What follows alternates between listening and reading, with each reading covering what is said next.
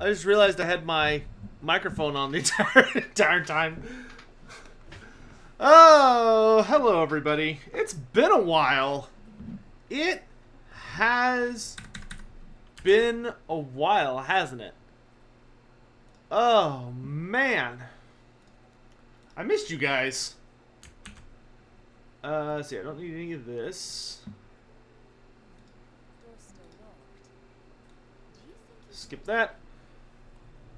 Oh, it's good to see you all again. It has been a minute. It's been about a week, I think. I mean, I've spent most of my time, well, I've been up to a couple things, which we'll get into here in a sec. Oh, my goodness. Stop them. We're not fighting out Dwarf. Alright, so, hopefully the new fan isn't too loud.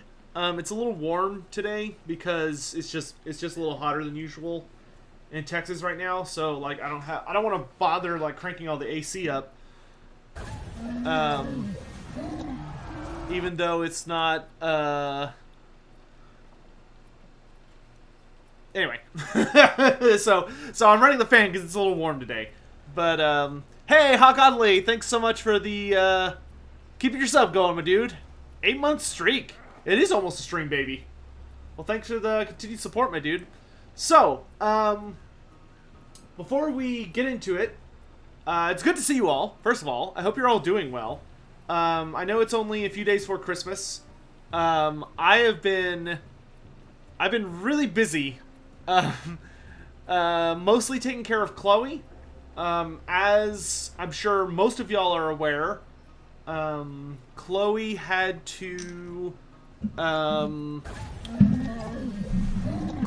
get a pretty big surgery. Hey, Dosick, thanks so much for keeping your tier 2 sub going. I appreciate it, my dude. 31 months. My lord, Dosick. All you engineers love fixing things. Muttering about how the rest of us mistreat them. I kind of wish I could, like, disable them just, like, rambling while I'm in the tavern. You think it's bloody cold in Texas right now? Well, it depends. Texas weather does like this, so like for 2 days it'll be like around freezing, so like 0 Celsius or 32 degrees Fahrenheit, and then like the next day it'll be up in the 60s, so it'll be like 60 degrees Fahrenheit, or what's that like 20 high 20s Celsius, give or take. So it's Texas is just kind of all over the place. Like, it's supposed to be below freezing on New Year's, which is in a week. So it's a little over a week, you know. So it's kind of wild. Today it's rather warm, which it's not hot. It's just warm compared to what it's been. So yeah. It is super annoying. If you have bad allergies, it's why living here can be rough if you have really bad allergies, because it just constantly moves up and down, and that tends to mess with people. No, 0 degrees Celsius is objectively cold. You can get used to it, but that is objectively cold. Just cause you live in a place where that happens a lot does not suddenly make that not cold. If I shoved you outside with nothing to wear, you would freeze to death. But in any event, I have been up to some other stuff. I have finished upgrading my office. The one exception being, you can't see it because it's behind the green screen, but I got some sound paneling. Some like panels to go on the walls because I'm about to start recording some pretty important videos. And when I started recording, I noticed this room has it has the tiniest bit of messing with the sound, where it just didn't sound super duper great because there's a wall like right there, so it was bouncing back at me. So I bought some sound paneling that I need to put up this week so I can start recording again. Yeah, American weather is very bipolar. Which I will say, I would much rather have consistent weather, no matter what it is, whether it's really hot or really cold, just consistent, so it's predictable. Living in weather that constantly does this garbage, oh man, it's frustrating sometimes. Hey, Alexandre, thanks so much for becoming a YouTube member. I appreciate it.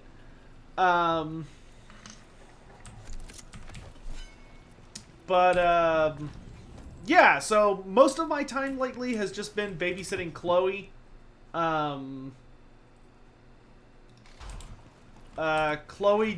We got a mass removed from her leg. Unfortunately, it proved to be a little bit more difficult than that, because it turned out that there was like another more not good mass that was hiding beneath the first one. So we had to kind of like deal with that. So she ended up having to get oh geez, I've got one mission left to do on Legend. Okay, well, since he's, how about we just don't do it? We'll just do Champion and let's just get some good games in. Do we have to own? No, Candy Cane, you don't have to own any DLCs to join in. And anybody can join. But yeah, so Chloe had to get two pretty big incisions on her leg to get both masses removed. But the surgery went well, and she's recovering really well. Today's the second day that I've been able to take her on a walk. Did Dosik wander off?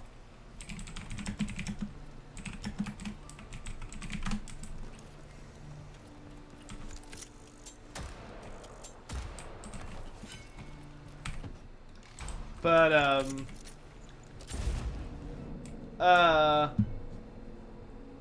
yeah, anyway.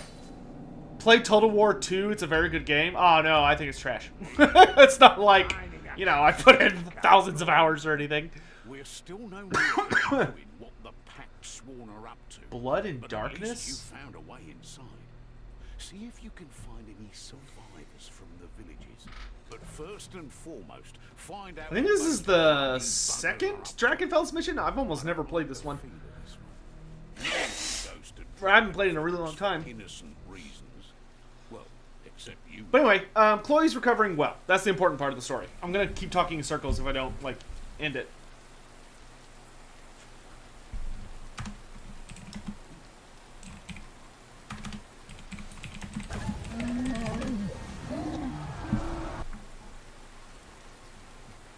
Hey, Heretical Heretic, thanks so much for keeping your sub going. Appreciate it.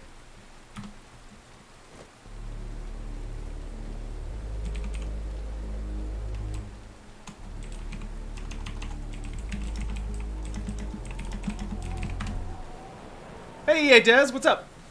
Nah, Trublo, I was joking. that was a joke. my channel is very heavily based around Total War. I love Total War. It was thinly veiled sarcasm. Hawk Oddly, thanks so much for gifting a sub. I appreciate it.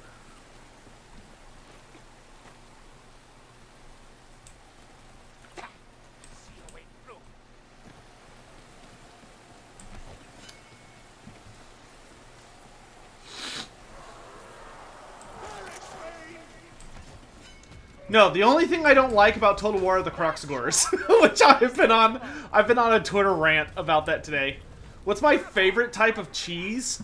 I don't know if I've really tried that many types of cheeses. I think that like just a really good cheddar is probably my favorite. But I don't know. I don't think my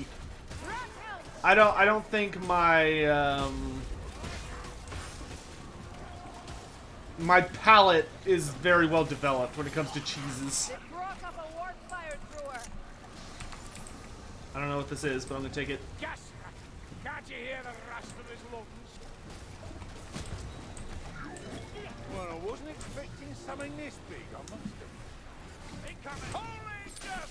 Trouble, I'm gonna be honest, that's the nicest thing someone said to me in a really long time. The amount of crap I get from people who are like, you don't do enough lore videos, all you do is Total War now. Like, I'm so tired of hearing that. Oh, Candy, I saw you tried to join.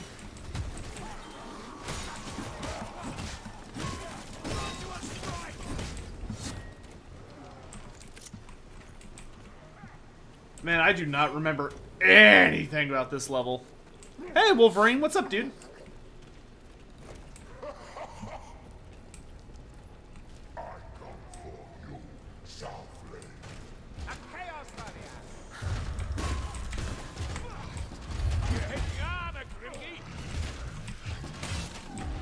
Pick up your feet, Tringbarazzi! I don't remember where I'm going.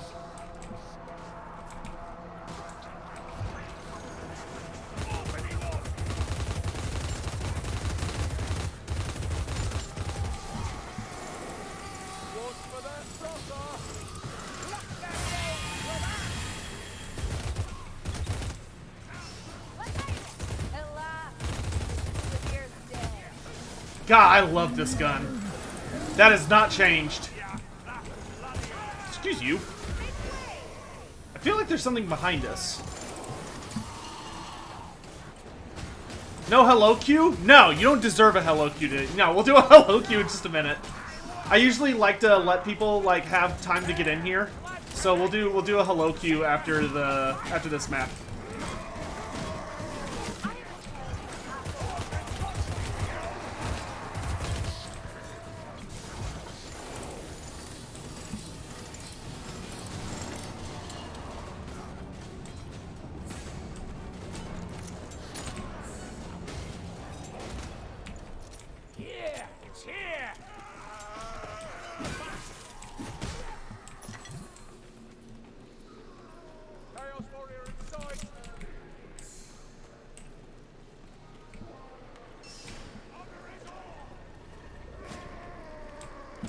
Honestly, I like y'all want to hear something that's gonna really like I think gonna shock people in chat that know me really well. Here's my thing, right?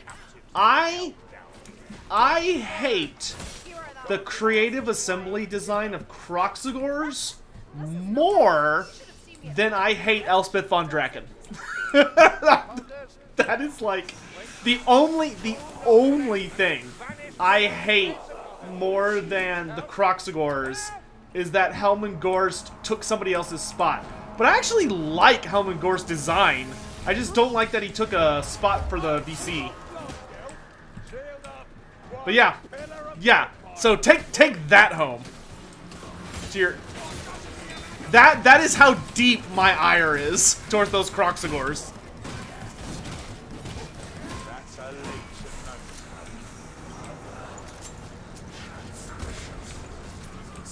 Also, for people in chat, a good rule of thumb when I'm playing Vermintide is that I will do my best to read chat, but you're better off aiming to get my attention for a question between maps.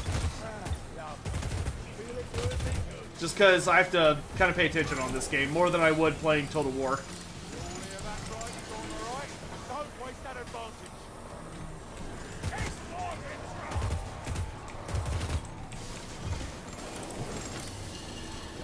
Helmengorst World Conquest win. We'll have to do it. We'll have to do something like that at some point. I think I know a day where I might announce that.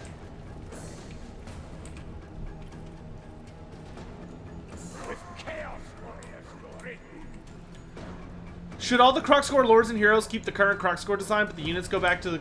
I'm honestly fine with what Creative Assembly did with the Kroxigors as far as, like, the new variants. Like, I'd be fine with them getting a hero variant in tabletop, and that's a horde. I'd be fine with, like, I'd be fine getting the Boxigors in tabletop. Boxigors would be fun, I think. I also would like to get, like, a hero variant. And I would really like Nakai to be playable. I think all of that would be really cool. I just don't like their design. Like, their physical appearance. I think their animations are really cool. That was very rude. I just can't get over how ugly they are.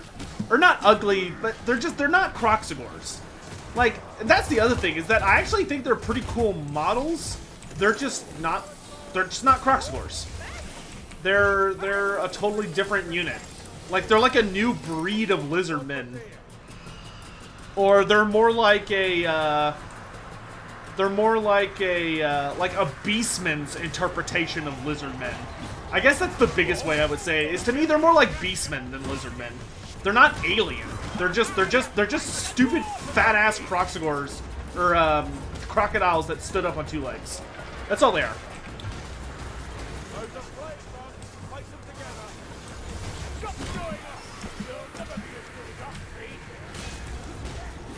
Yeah, this part actually has like a super high likelihood to spawn, or not a.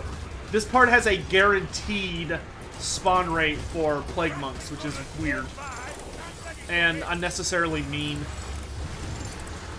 I think that's the best way for me to put it. I think that's the best way to articulate why I don't like them. Is that to me they're not lizardmen, they are beastmen. Like they appear like beastmen to me. I think that's the best way I can articulate how I feel about them.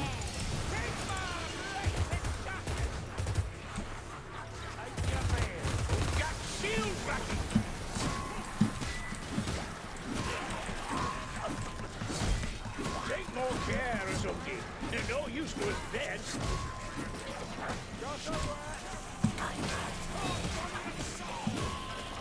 What do I think the next career for Carillion is? I think the next career for Carillion is Shadow Dancer. I think Shadow Dancer would make the most sense.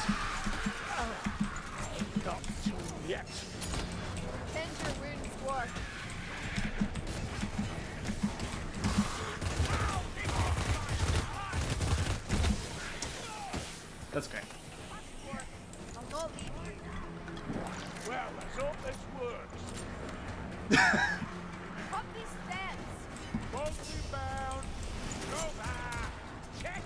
Would the men of the Empire confuse lizardmen with beastmen? Yes, yes. They would absolutely. Well, I don't know if I would say confuse them, but they conflate them. Like a lot of the most normal people in the Empire would look at something like beastmen or lizardmen and like, you know that meme from The Office where it's Pam, or her name's Pam, right? And I haven't really watched that show. I just know the memes. But you know the meme where they're like, corporate needs to tell you to tell us the difference between these two pictures, and she's like, it's the same picture. That's how the Empire feels about like beastmen, Skaven, and lizardmen. I mean, obviously there are educated people in the Empire who are like, no, they're actually different. But like most people in the Empire would be like, yeah, no, they're the same thing.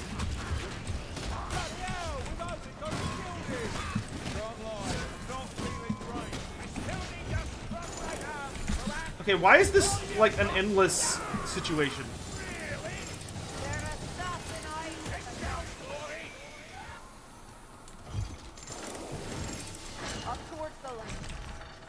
I guess because we had to go through that area?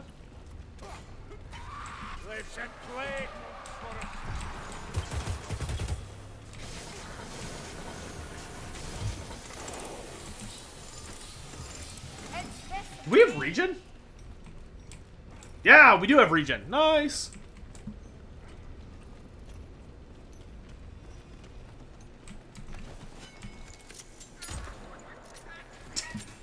So bad. Come here, gas rat. I have a gift for you.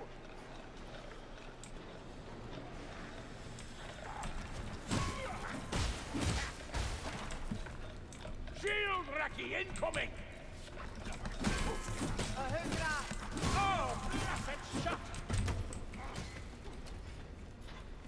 Okay, we got a headless statue. This day was already bought enough. I don't know where I'm going. Up, I guess? Okay.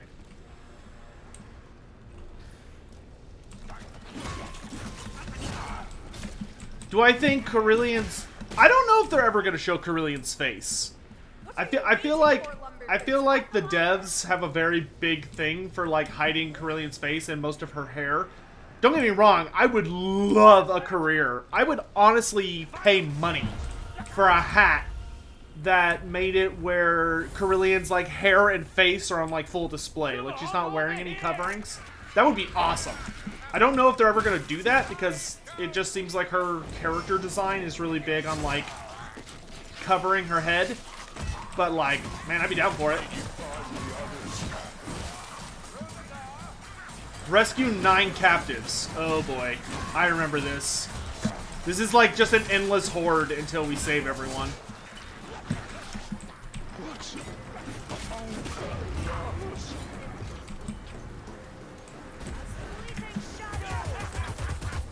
How many bullets does it take? God, I could not imagine being held captive in Castle Dragonfells by Skaven. That would be like just the worst.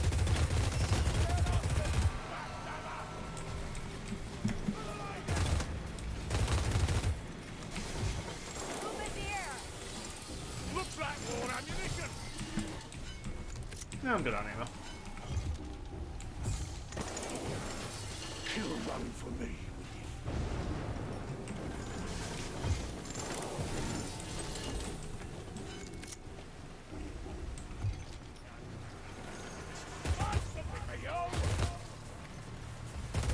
Oh, we lost Dawson. No, my free regen is gone.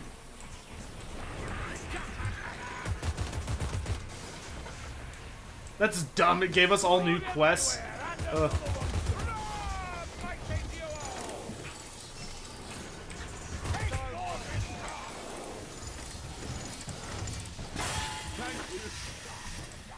I wonder if Dosick rejoins, if it like gives us back the quest that he already did, or if it's just like, yeah, no, do it again. Bets? What bets? You don't you listen to her, Zungi. You know how she gabbles on. What's up? Grappling gunner! Bring it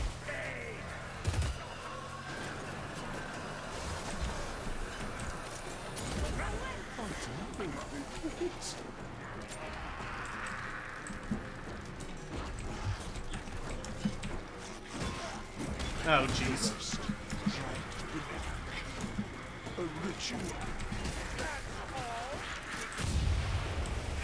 That was a good bomb.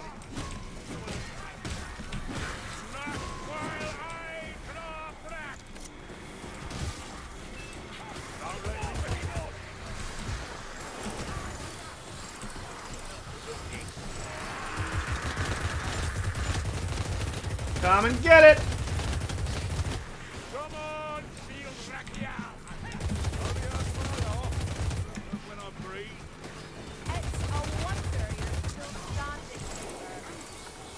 Oh, it did give us them back. That's nice. Well, that's nice. Okay, at least it gives you the quest back if he rejoins. Get the hell out of here.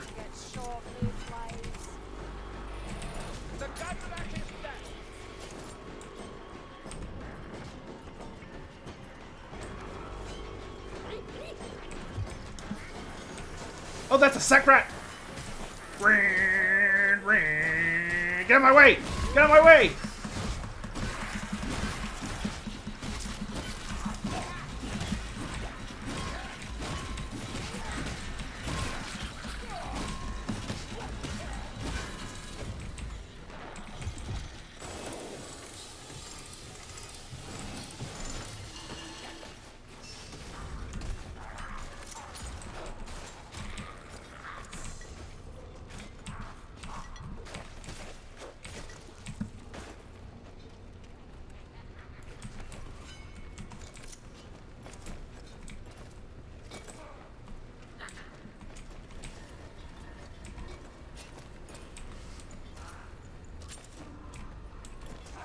Get out of my head! Hey, you speak. I continue searching underground? What am I searching for? Game, why are you so vague? This way?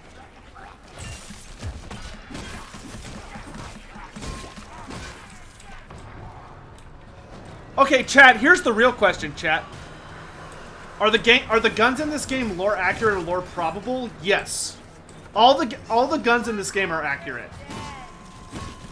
In fact, if you want to kind of have a funny thing, the guns in this game are more accurate than the guns in Total War Warhammer. Some of the guns in Total War Warhammer, most notably the, well, actually, wait, never mind. No, they're the same. They're the same, but this game has more guns, which is weird. Total War Warhammer really needs to expand their dwarf gun options. Oh my gosh.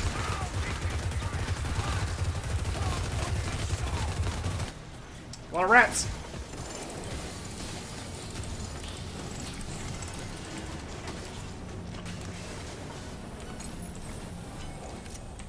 I have no idea where I'm going. Oh, my memory is so fuzzy on this map.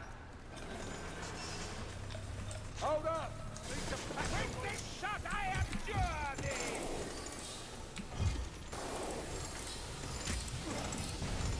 Ritual chamber?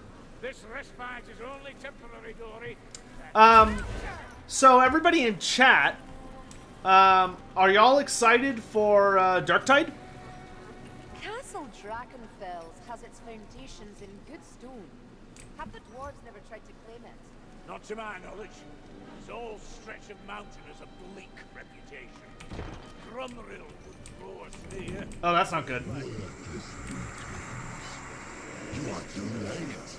Hold the line until the boss shows up, then run to the door.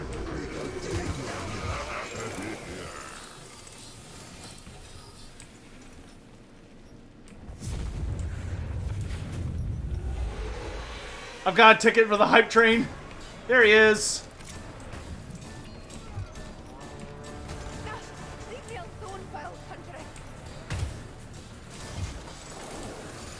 Oh, is he just shooting flies like an asshole? I ain't scared of your demon flies.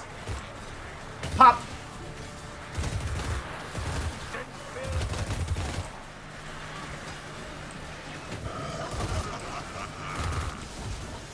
God, I love his voice. It's unnecessarily badass for a Nurgle character, but they did a great job with it.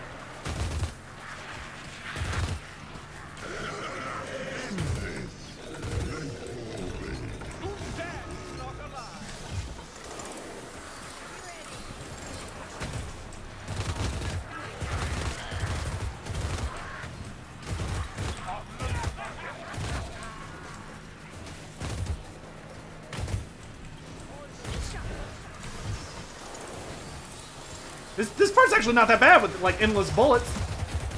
He said as a line of storm vermin runs at him. I spoke too soon!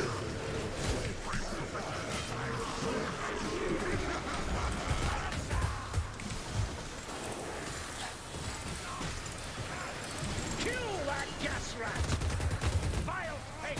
Look out! Shield her!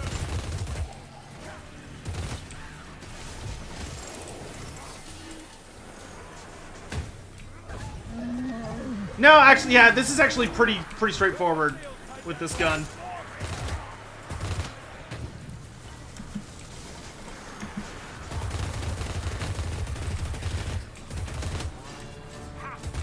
Demonic thing I have.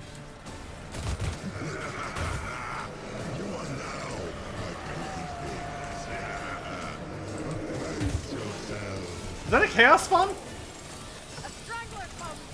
Oh, yep.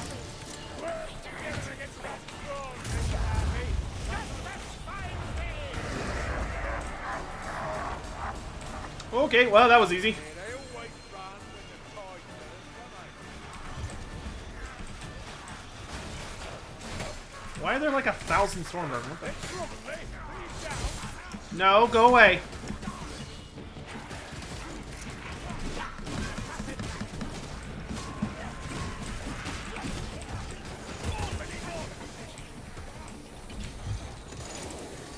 What happened to the Necromancer Dragonfells? By this point in the storyline, he has turned into the Nameless. So he's basically like a disembodied super spirit that floats around and has the ability to possess bodies and stuff. But Dragonfells, his body was destroyed by the vampire Genevieve. When can we expect more lore videos? Really, really soon. I've just got to put sound paneling on these walls right behind the PC so my voice doesn't bounce back at me, and I've already got a bunch of stuff I need to record.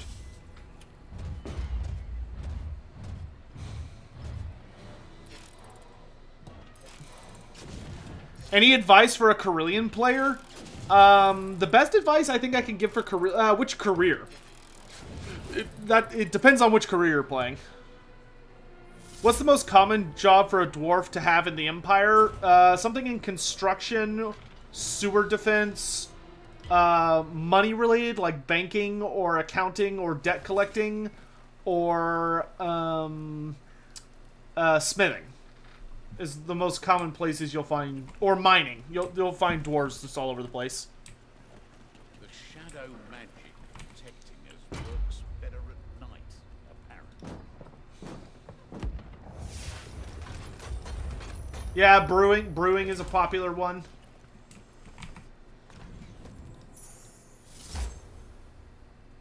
What do lizardmen do in their spare time? Skinks have a lot of things that they do. Skinks do everything that needs to be done to like keep the Empire running, and they also have like their own personal pursuits and forms of expression. So like they'll do things like art, sculpting, weapon creation, just you know, just a lot of stuff like that. We've got 2 slots open if anybody wants to join, by the way. Let me check. I don't have any new friend requests.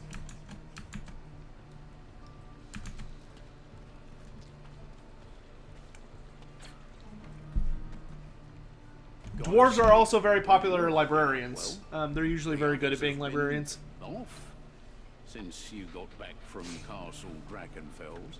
I've never heard of a lizardman musician, but they exist for ritual purposes, but I've never heard of them for, like, recreational purposes. So, You know what lizardmen do a lot on their free time is sunbathing. Sunbathing is probably, like, the most leisure activity among lizardmen. Because they're cold-blooded, so they do, like, they absorb sunlight to keep themselves really, really happy.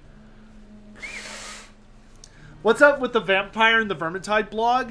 That seems more than likely to be Genevieve. Genevieve is one of the very few good vampires that exists. Not only is she, like, a good guy, but she was also a Sigmarite, technically, in her story. Though that doesn't work super well in the modern stories. But Genevieve was, like, a genuinely good-natured vampire, who was the one that killed Constant Dragonfells.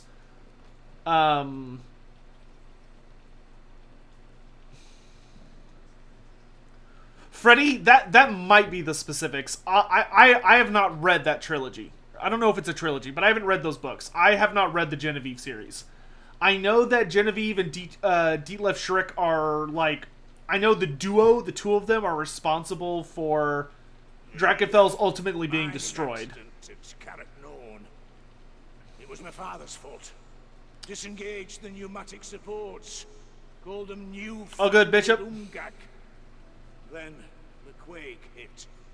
What's the story of the male Lamian vampire added in Neferata's Fortress in Total War Warhammer 2?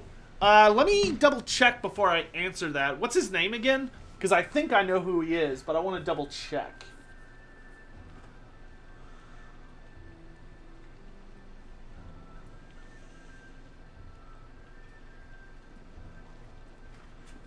Let me see.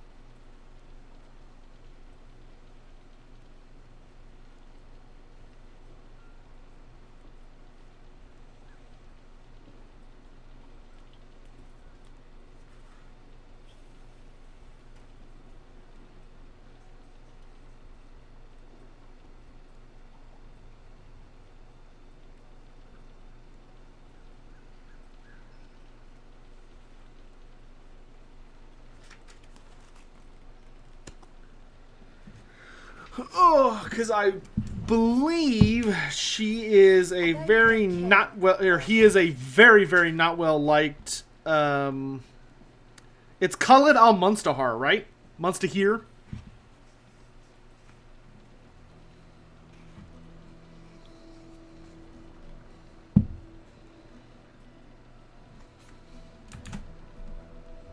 Oh, of course. Now I've got like 1,000 invites. Alright, I just added everybody. Good luck getting in.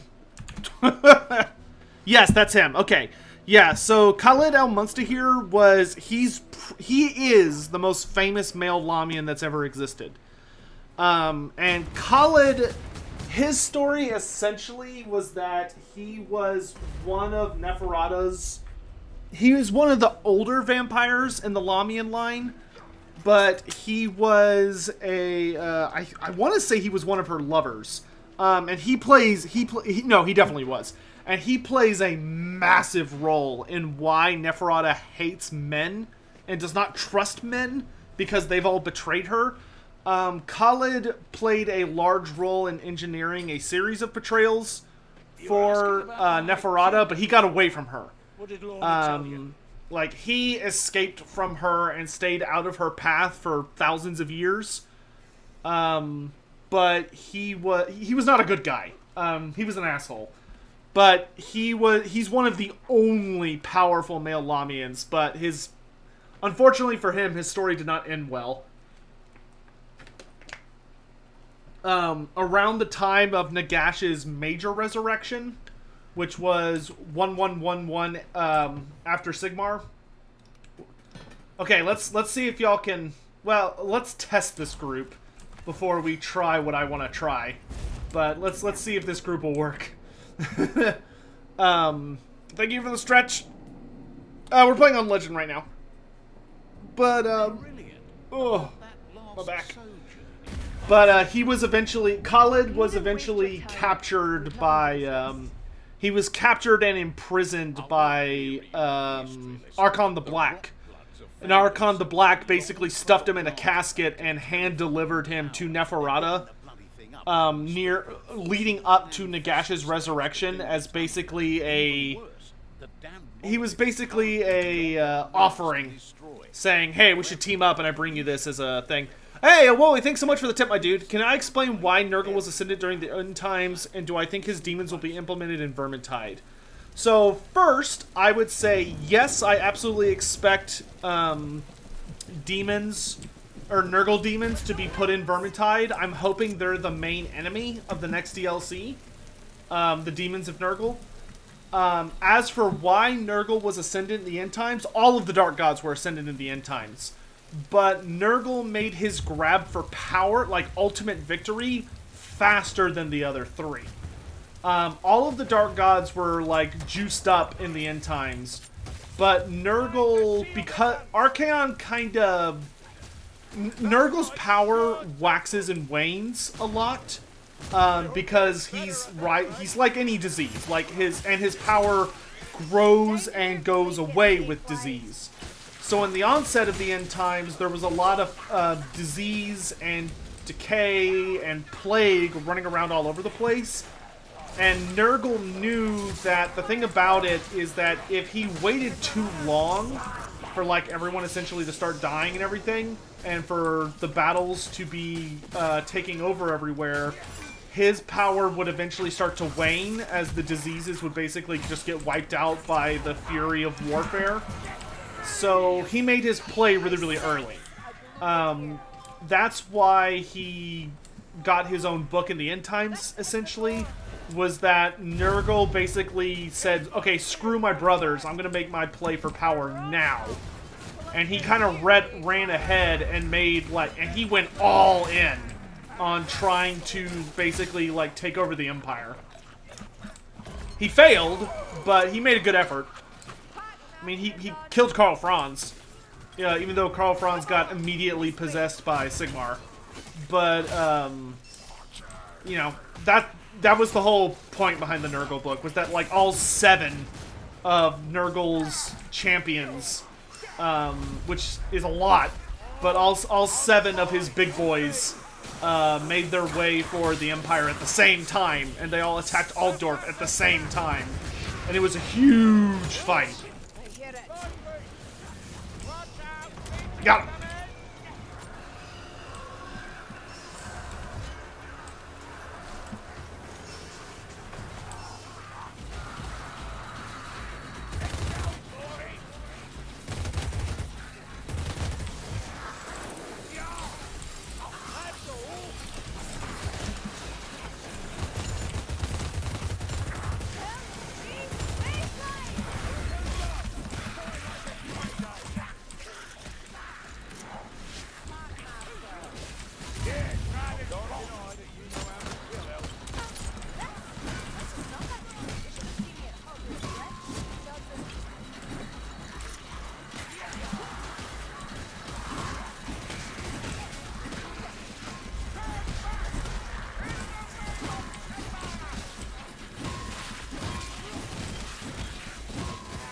Yeah, Nurgle, in my opinion, actually, Nurgle got pretty spoiled compared to the rest of the Dark Gods. Because Nurgle was the only god in the End Times where, like, all of his special characters showed up. And he got a bunch of new special characters. Like, he got everybody to show up at the final battle, and it was crazy. Like, he had all three. He had Festus was there. So Festus was there. Kugoth Plaguefather was there. He got the Glotkin. Then he got 3 Magath Lords, which are special characters that he got in the End Times. And then he also got he got a Beastman representative character being the Harbinger. And Epidemius. Epidemius was there too. So he literally got everybody, which was wild. Like, Khorne didn't even get Skarbrand, which was weird.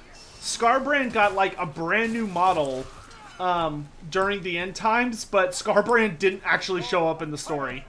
Skarbrand only makes a minor appearance in one of the alternate books, which was super weird. And then Age of Sigmar comes around, and like, in first edition AOS, like, the major story, the Realmgate Wars, Skarbrand is easily the most important demon character in the entire setting. Like, by a landslide. He is so hilariously important. Who's my favorite Nurgle character? Probably Festus. Festus is pretty amazing. I do like Kugoth Plaguefather a lot, though.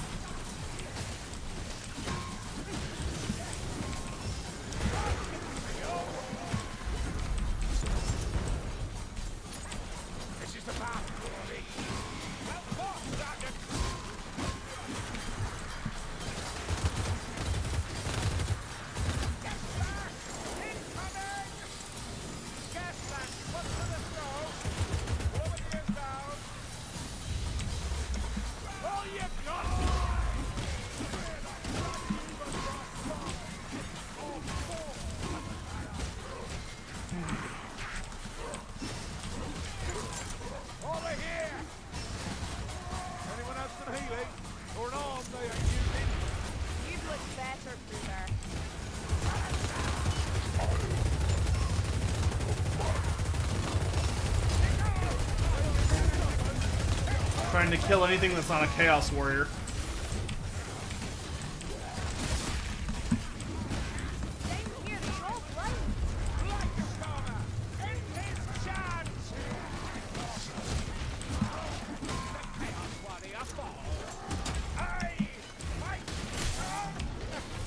Woo! Okay, that was kind of messy.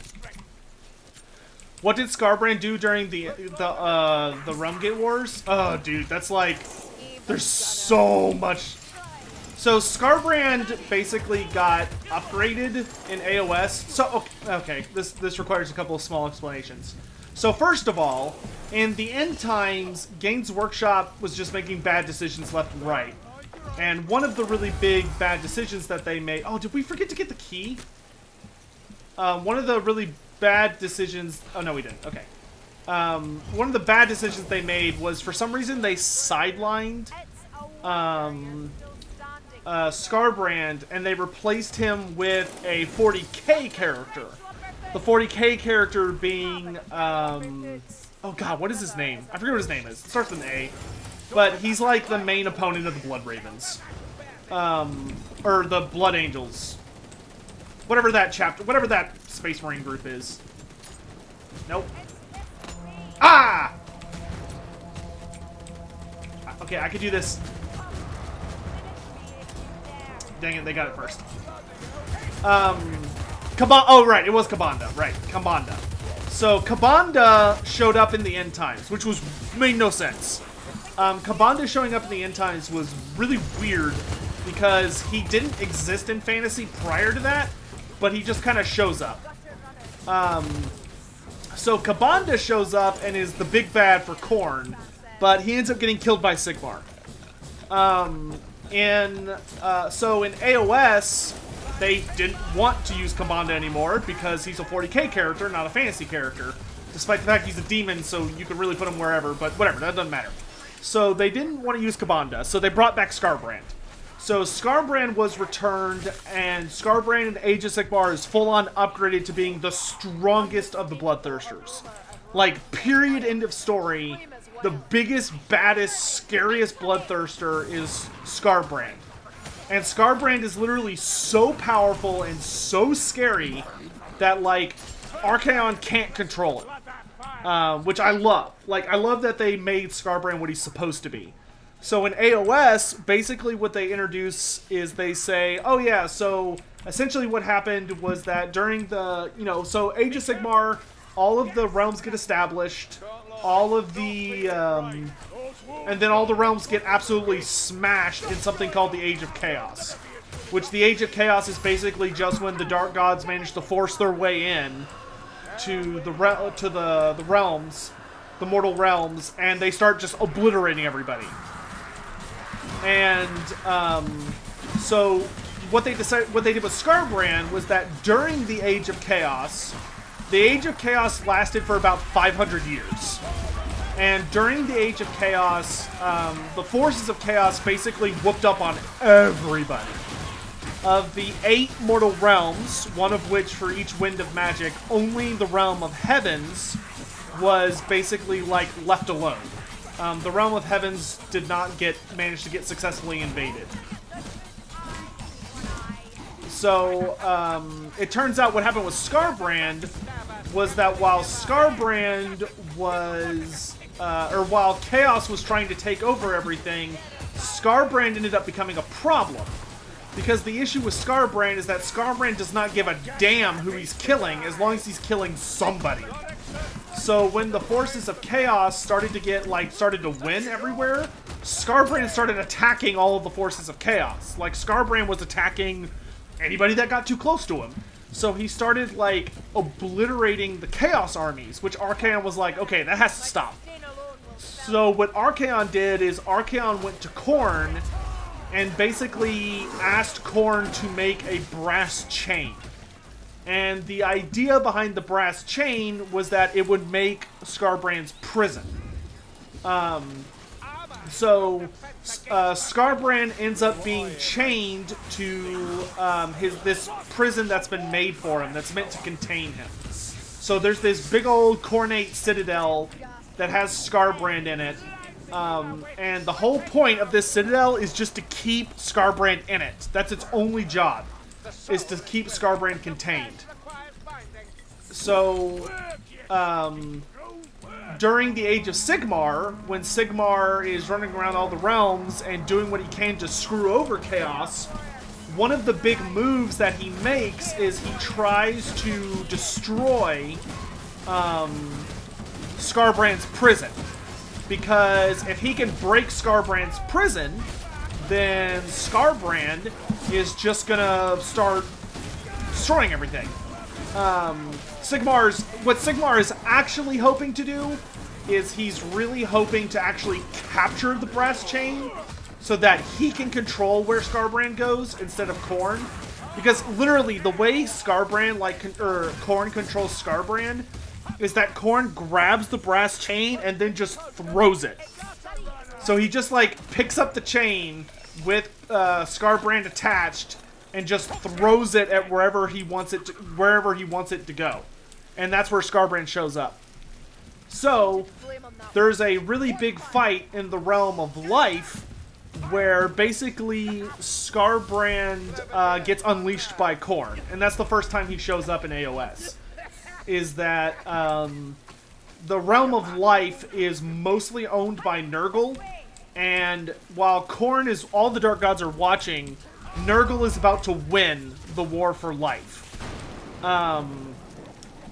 Which would be really bad, obviously. Because if Nurgle took over the Realm of Life in its entirety, he would easily be the strongest thing in the universe. Period, end of story. And basically, at this point in the Realm Gate Wars, Alarielle has been forced out of her hiding spot because Alarielle is really, really weak at this point because she's in, like, her winter aspect. And she's been, like, really infected with despair. And so, amidst all of this messiness, you have Nurgle finally corners Alarielle.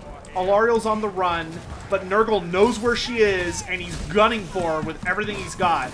Khorne sees this, and Khorne's like, oh shit, I don't want this to happen because right now in AOS, or right at this point in AOS, Khorne is the strongest of the gods. So Khorne's looking at his brother, Nurgle, about to basically, like, get absolutely juiced by eating an entire realm. And he sends Skarbrand to basically kill Alarielle before anyone has the ability to capture her. That's his plan. It's not really much of a plan, but you know, it is what it is. Oh, I think we're dead. Yeah, we're super dead. Rip.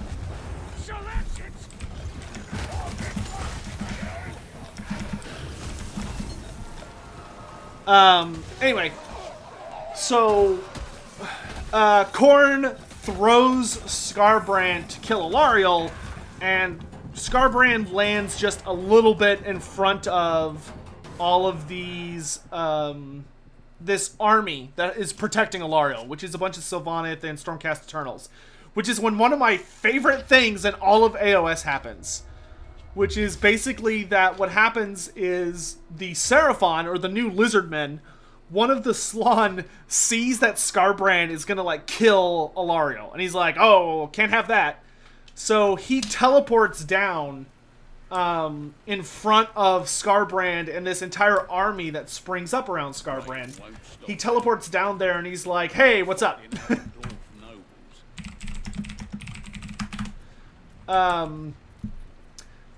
So the Slann teleports down, summons an entire army of Seraphon. They have this huge fight, but the Seraphon lose because Skarbrand, he's Skarbrand. He's unstoppable.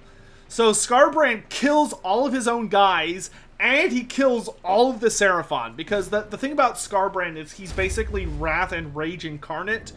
He's so angry that he, like, infects everyone around him, and everyone around him basically just loses their minds and starts, like, fighting. So, because, like, the reason the Seraphon lose is the Seraphon are actually winning until Skarbrand gets so angry that his aura of rage starts infecting all of the skinks. So all of the skinks basically get all, like, angry and start suicide charging into battle. Is the Beastman DLC worth it? In this game? It's not horrible, but also not super great. In Total War... why would Khorne even allow Skarbrand to be locked up by a chain? Because Archaon asked him. So basically Archaon did a bunch of stuff to impress Khorne, and as part of their relationship, Archaon basically told Khorne, you need to chain Skarbrand up or we're gonna have a problem. And he was able to kind of maneuver Khorne into a position of chaining Skarbrand up. Plus, the thing about Skarbrand being chained up is that when Skarbrand is chained up, it just makes him angrier. And you have to remember that Khorne hates Skarbrand. Khorne is not happy with Skarbrand because Skarbrand tried to kill him. Skarbrand literally was like the most exalted of all bloodthirsters, but because he was the most powerful of all bloodthirsters, Tzeentch was basically able to kind of manipulate him a little bit. And Tzeentch basically whispered into his ear like, "Oh, hey, you're really strong and you're really powerful. You should be top dog. You should kill, you're better than your dad." So Skarbrand tries to stab Khorne in the back, which So, I keep thinking about Castle. shut up, dude. I'm trying to talk. But so that whole thing happens. But do I think we'll get an Akari model in the revived old world? I doubt it. Hey, CJ! Thanks for gifting 5 subs, dude. I really appreciate it. Is Archaon a god in AOS? No, he's more like a demigod. Archaon is essentially a god in AOS. He is everything. He's basically a god in every way but name. He is strong enough to be. He's strong enough to go toe to toe with any of the gods. Has Tzeentch had much exposure in AOS? Oh yeah, Tzeentch has been all over the place. Tzeentch has been more important in the current edition than he was in first edition. But anyway, let me tell you my favorite part about this Skarbrand story. So, my favorite part is, so Skarbrand kills all the Seraphon, right? So the only people left on the entire battlefield are Skarbrand and the Slawn. The Slawn is the only guy left. And the Slawn kind of sits there and he's like looking at Skarbrand and is like, I don't think I can kill this guy. Because, he's so anti-magic, being like the strongest Khorne thing. So he's sitting there like considering his options while Khorne, and like he makes a noise because he starts casting a spell. And Skarbrand is just like, just starts going right at him. So Skarbrand charges at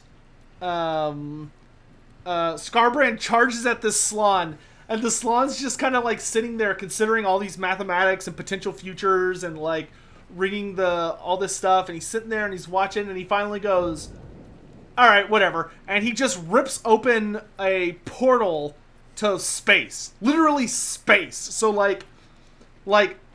between the mortal realms, there's what's known as the ether, or sorry, I can't remember if it's called is it called the ether? No, it's called the void. So the void is basically just space, but way scarier because there's shit that lives in it. So the Slawn just opens up a portal right in front of him that just leads into the cold black depths of space, and Skarbrand just runs into it, and then he just shuts it. And so you just have this scene of Skarbrand like screaming beyond enraged, floating through space, but no one can hear you scream because you're in space. So Skarbrand's just like hurtling through space, going nowhere, because the Slawn was just like, yeah, okay, bye. so the Slawn just kicks him out, and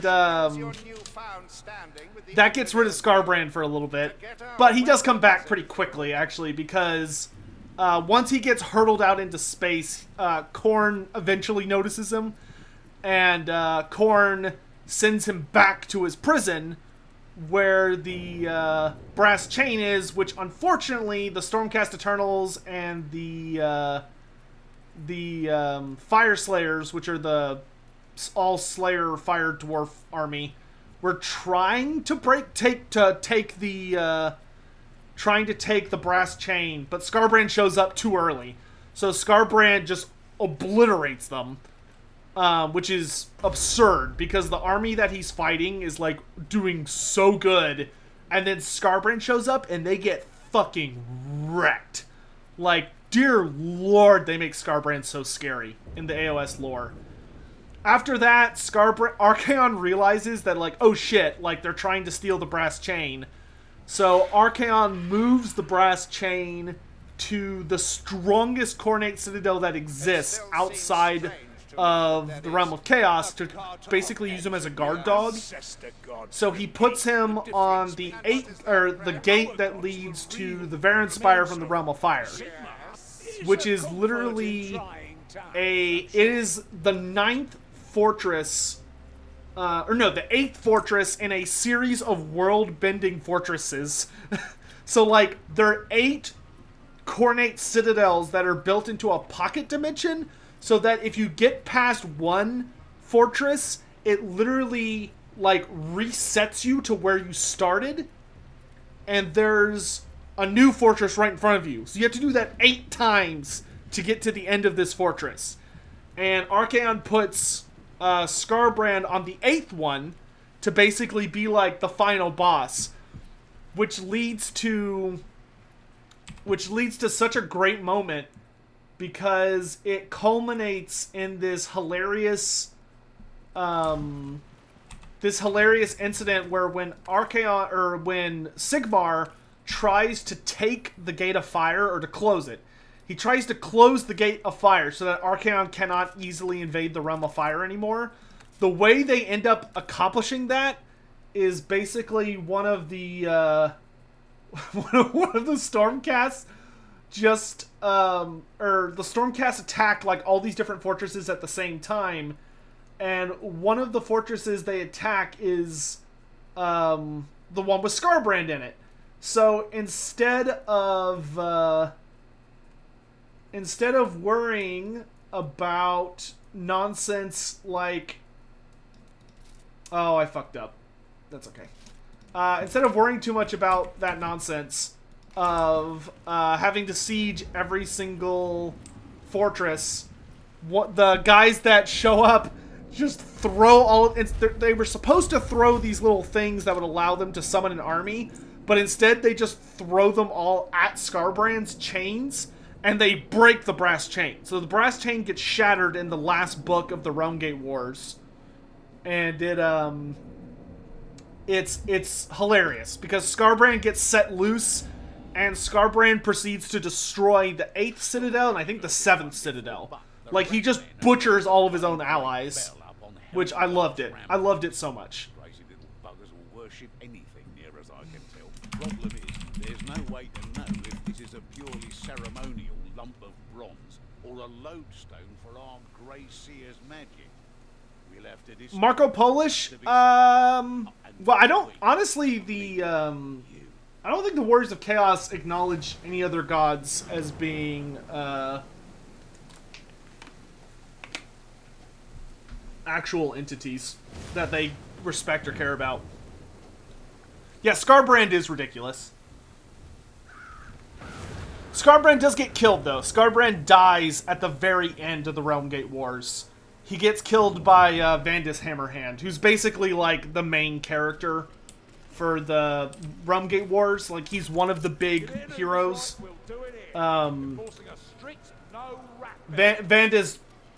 Vandis manages to take him down. It was a hell of a fight, though. Like, the fight that Skarbrand gets killed in was really well written. It was a lot of fun. Skarbrand goes down at the end, and it's like, you're like, oh, baby. Because it's the first time he, like, genuinely gets defeated in a one-on-one fight.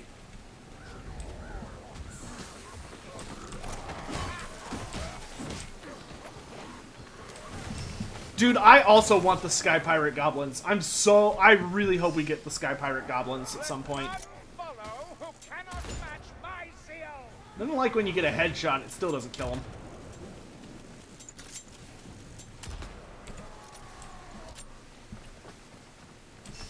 You're telling me Skarbrand got Wile E. Coyote'd by the Slawn? Yes, the Slawn did Wile E. Coyote Skarbrand, which was great. I loved that scene. That was such a convenient way to deal with him. Just snap him out of existence. Do the Greenskins pirates in Warhammer Fantasy ever have a special character? Kind of. They had one who was dead. The most famous Greenskin pirate who's been dead for a good while was Captain Agog, I think was his name. Which Captain Agog is literally just the guy from the he's the orc version of the captain from the myth about the guy who's too obsessed with the giant white whale. Whoever that guy is. I forget what his name is. Captain Ahab? That sounds like a bad Moby Dick, yes.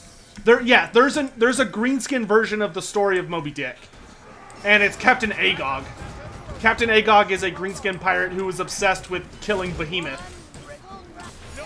who's a giant white whale, but it's also a giant shark thing. But it's literally the Moby Dick story, but it's about an orc, and it's hilarious. It's a really fucking funny story.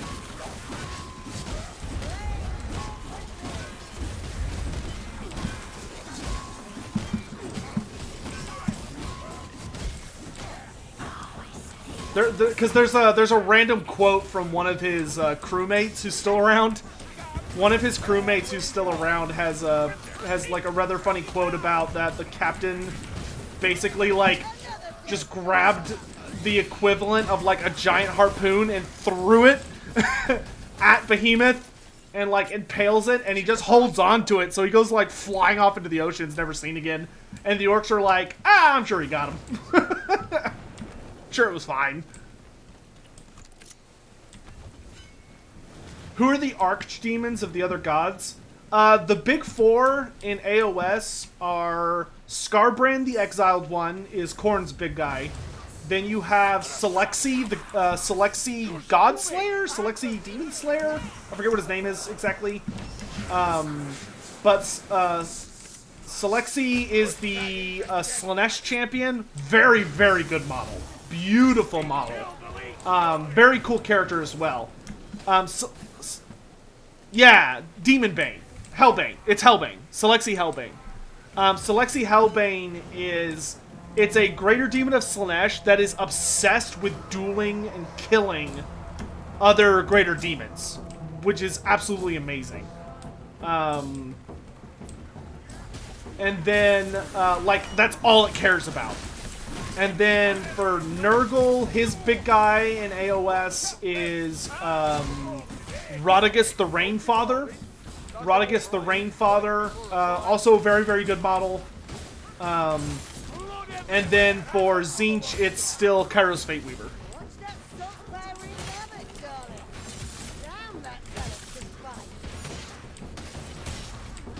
I'm an horse, you bloody horse. There are another 4 big demons that are known as the Tetrarchs, who were considered the best of the demon generals.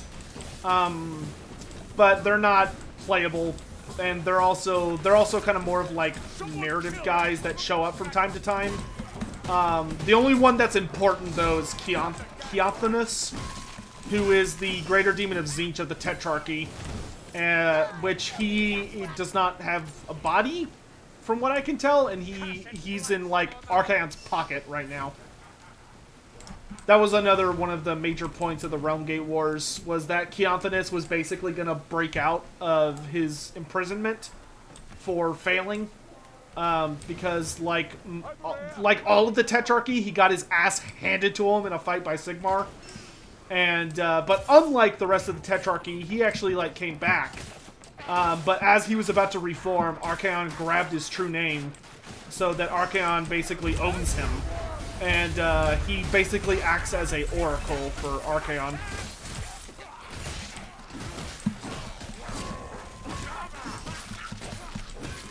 Artwork? Artwork? What a taste. Alright, stop moving.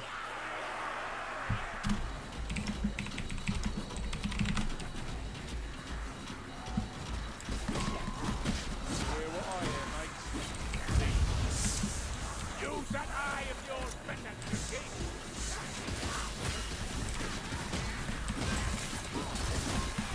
Reach, Sasana. Stop it. Dude, I want Valea to come back so bad.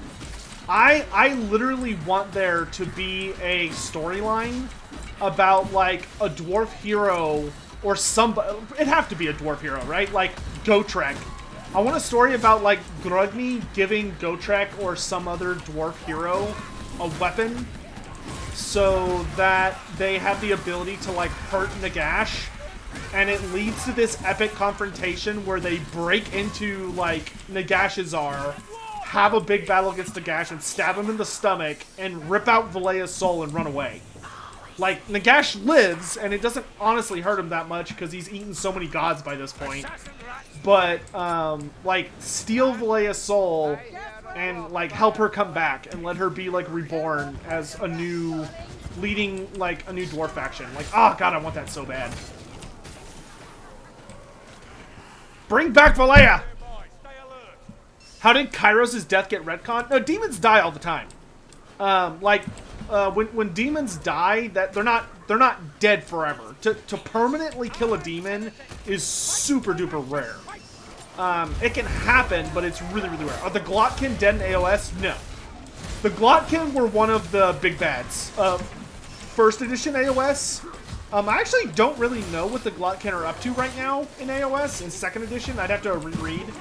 But the Glotkin were like the big bads of first edition AOS. They were Nurgle's leading. They were in charge of the war for the realm of life.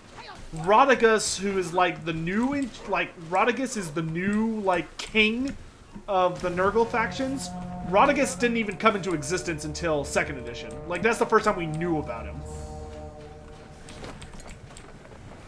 You know, of course, they're like, oh no, he's really been around for thousands of years, or whatever, but Rodigus is in charge now.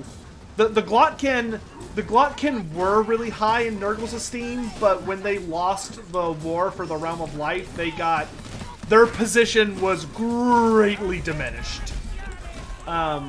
They fell out of Nurgle's favor for a good while. Nurgle was pretty pissed at them for losing.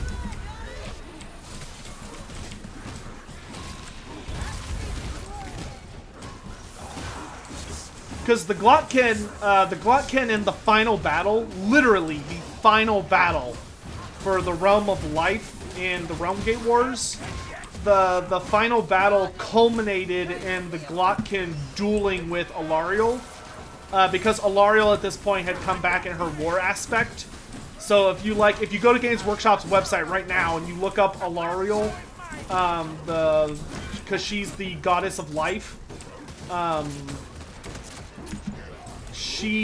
new model is what the Glotkin fought, and it was this really big fight where the two of them went toe to toe, and they actually managed to wound her, surprisingly. When I first saw the battle, I thought it was going to be really one-sided, but the Glotkin actually do manage to hurt her, and after they hurt her, she absolutely destroys them.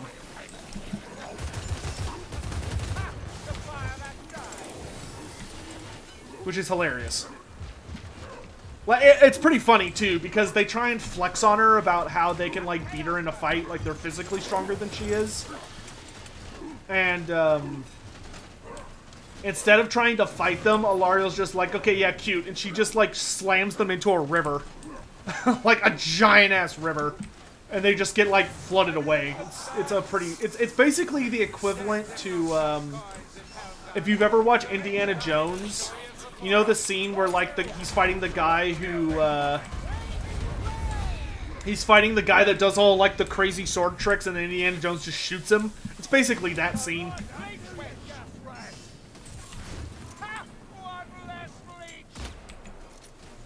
My voice is starting to hurt. I want the Grim. Oh, wait, we already have it. Do we already have it? Yeah, we do. We do.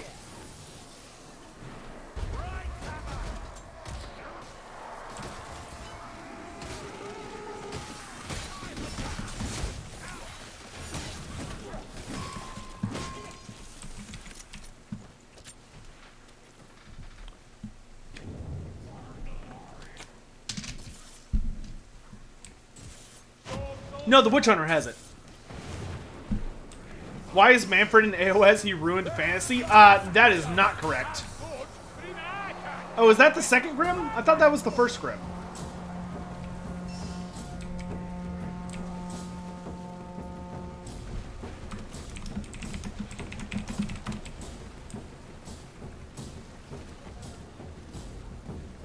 I thought this was the first Grim. Maybe not.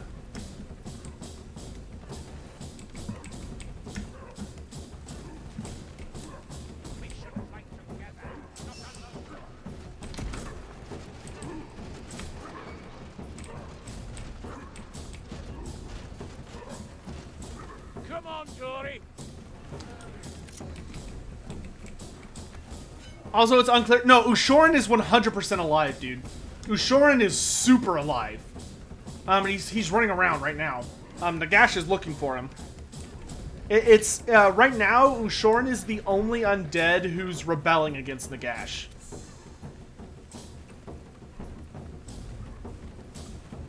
I'm so excited for Ushoran to come back.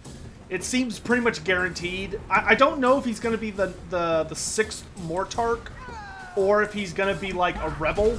Either would be fine with me. But he's known as the Crimson King now, and he is absolutely still around. Why wouldn't Nagash like Manfred if Manfred allowed Chaos to win? The TLDR with Manfred is basically that Nagash sees him more useful as a living asset than a... Nagash has use for him, essentially. Plus, in the way Nagash kind of remade him, along with how he remade the other Mortarchs, Nagash, basically, now Nagash has Manfred so hard under his thumb that even if Manfred wanted to betray Nagash by doing the equivalent of what he pulled in the at the end of the End Times, it wouldn't work, really. Like, Nagash could end him with, like, the snap of a finger. I mean, Nagash can literally read Manfred's mind now. Like, Nagash allows Manfred to do a lot of stuff, and in a sense, it's more because I think Nagash finds it funny, in a sense, but also kind of to keep him on his toes. He allows Manfred to do what he wants, and Neferata to do what she wants. But, like, Nagash can literally read his mind. Now. Wasn't always the case, but he can now.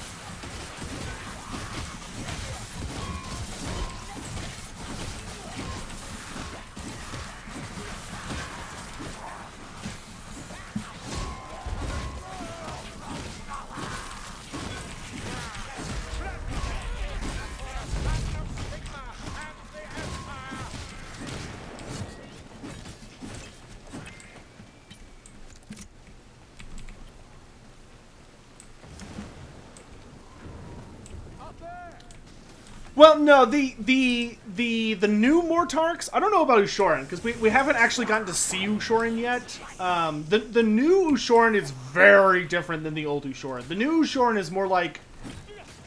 how do I explain him? The new Ushoran is more like King Leonkur, but if after being King Leonkur for a long time, something happened to him... Well, basically, he was like a really badass noble king slash knight. Well, he was a king, but he was like really, really noble and brave and kind. And then some shit went down where something happened. We don't know what, but something happened where Ushoran, for whatever reason, pissed off Nagash. And when he pissed off Nagash, Nagash cursed him, and he turned into a big ugly monster, which made him really angry. So he betrayed Nagash and started fighting against him. Like, he led a rebellion against Nagash, and had all of his loyal guys, which was basically old school Bretonnia, was like, yeah! And they all joined up and they fought against Nagash. And Nagash finally got pissed off enough that he Nagash finally got pissed off enough that he unleashed Manfred, Neferata, and Archon, all three of them. He forced them to get together to go chase down Ushoran. So they did. So it was basically 3 more Tarks versus 1. So they all teamed up and ran down Ushoran. And when they caught him, he was imprisoned in a cage called the Shroud Cage. And the Shroud Cage basically made him go super insane. And he was stuck there until Sigmar accidentally busted him out of it. And Ushoran has not been seen since. Am I excited for Darktide? I am.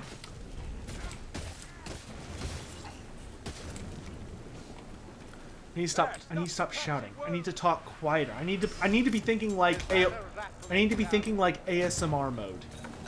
So that I stop hurting my voice. Because my voice hurts. And I don't like my voice hurting. It stresses me out. Oh, jeez. No! Oh, damn it. Hit the wrong button. I'm just mad now. Wow, that was a bullshit starting horde. Dude, get the rattling!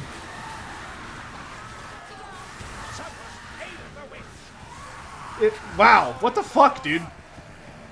That was literally like an entire Stormvermin patrol into Plague Rats, into... wow, yeah, that was super unlucky.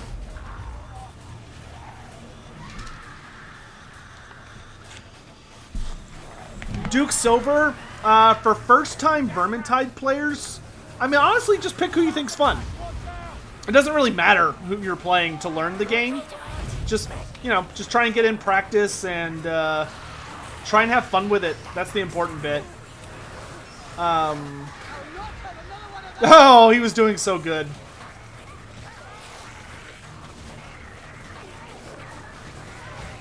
Yeah, we got fucked by that last spawn. That was a load of bullshit.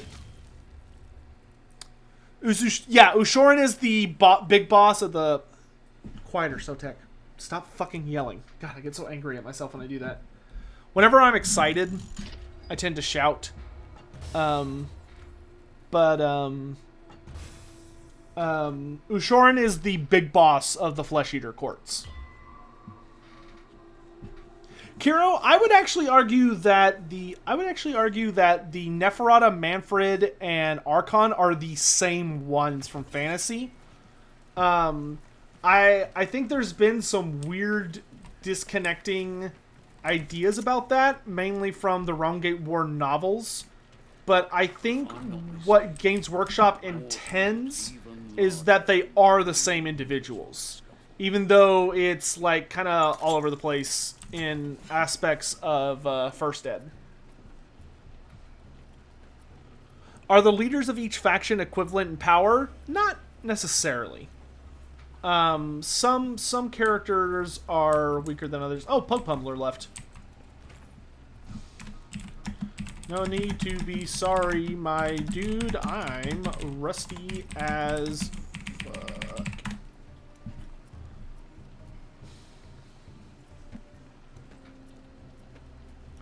I would not say the leaders of the various factions are equal in power. Some are stronger than others, but in different ways. But yeah.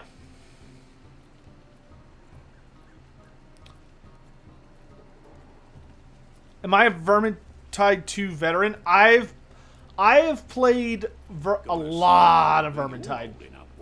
1 and 2. We just got... I haven't played in a long while, and I am rusty as all get out. Can't hold it against them, mind. Oh my gosh, everyone, I'm getting so many messages.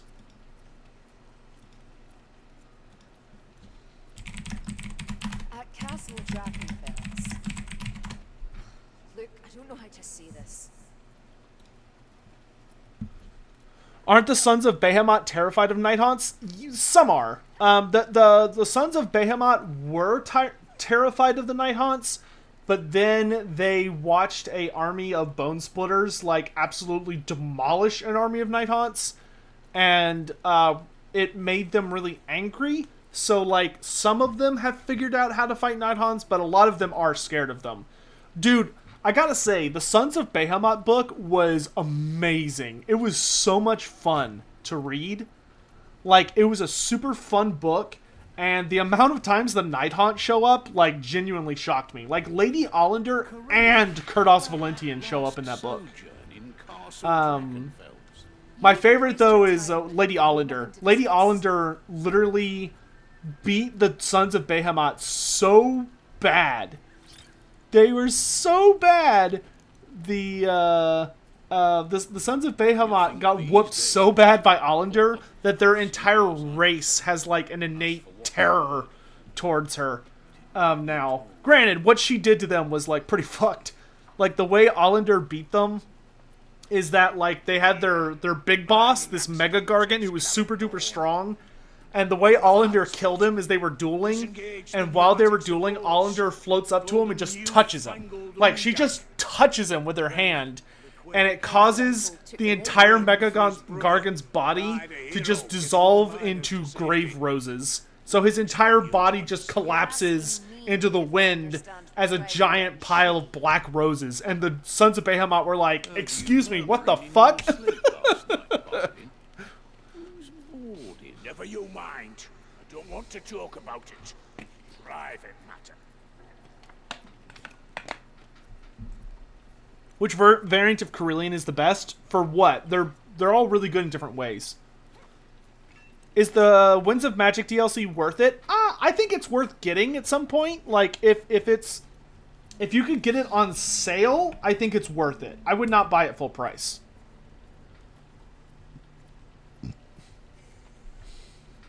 It's nothing. Well, luckily, only Olander can turn you into instant dead.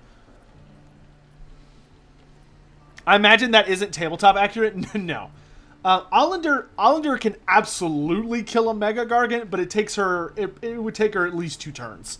She could do it, but Olander can dish out damage absurdly fast. It still seems strange to We have an empty slot if anybody wants to join. Ancestor God Grimgi. The difference makes. Yeah, Olander in the lore is like one of the most powerful characters in the setting right now. She is like crazy strong, but in tabletop she's pretty strong. I love her in tabletop, but in tabletop, because she's in the Nidhogg army, they kind of have to balance her out a bit. Because Nidhoggs are a weird army. Because they have an unrendable save. Don't Mega Gargants have 20 wounds? Mega Gargants have 35 wounds, my dude. But Olander can, to a single target, like if you just throw everything you have at a single target, Olander can deal upward of 30 wounds in a single turn. If you get good rolls. Yeah, anybody can join. As long as you have me as a friend on Steam, which feel free to add me. I'm the only lore master of Sotek I'm aware of that's on Steam. So you can just kind of join up.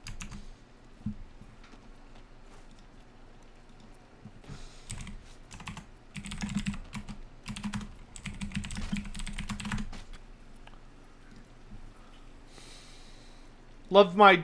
Oh, well, thank you. F you, Mark. Appreciate it.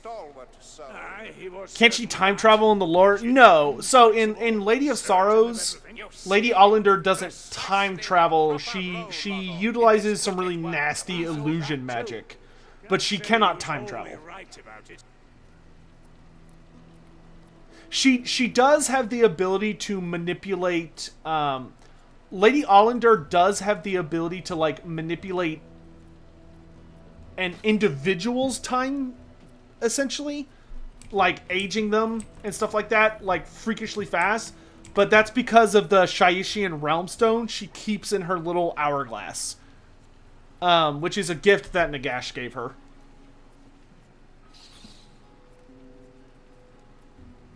How do you join me? Just add me on Steam, and once you're friends with me on Steam, you can literally just right-click on my name and hit Join Game.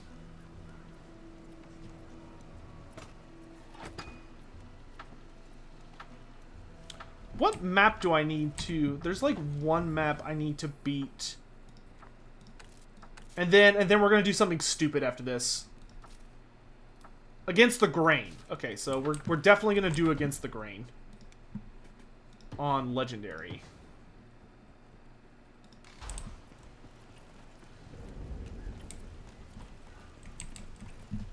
Do I think we'll have to wait for a new edition to get new Dwarden stuff? Yes.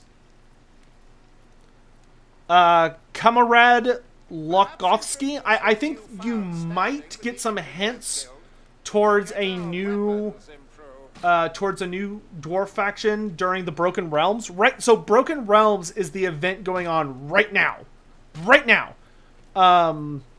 Broken Realms is happening at this moment. And Broken Realms is we've only done part 1 so far. I think part 2 is probably going to release in January. It's either going to release in January or February. But part 2 should be coming out any month now, pretty soon. So once the next which part 1 was fucking incredible. And at some point, dwarves are going to show up in that. Which hopefully will give us a hint on what we're going to see for them in the future. Because honestly, I'm not super impressed with the Dwarden line right now. Like, I like the Fyreslayers, I like the Caradron, but I feel like both of their army lists are too small. Like, I really want them to get new stuff, and special characters. God, they need special characters. The Caradron have a special character, but he hasn't done anything. Like, he doesn't really show up or do anything. Like, they kind of just released his model, and then I've never seen him.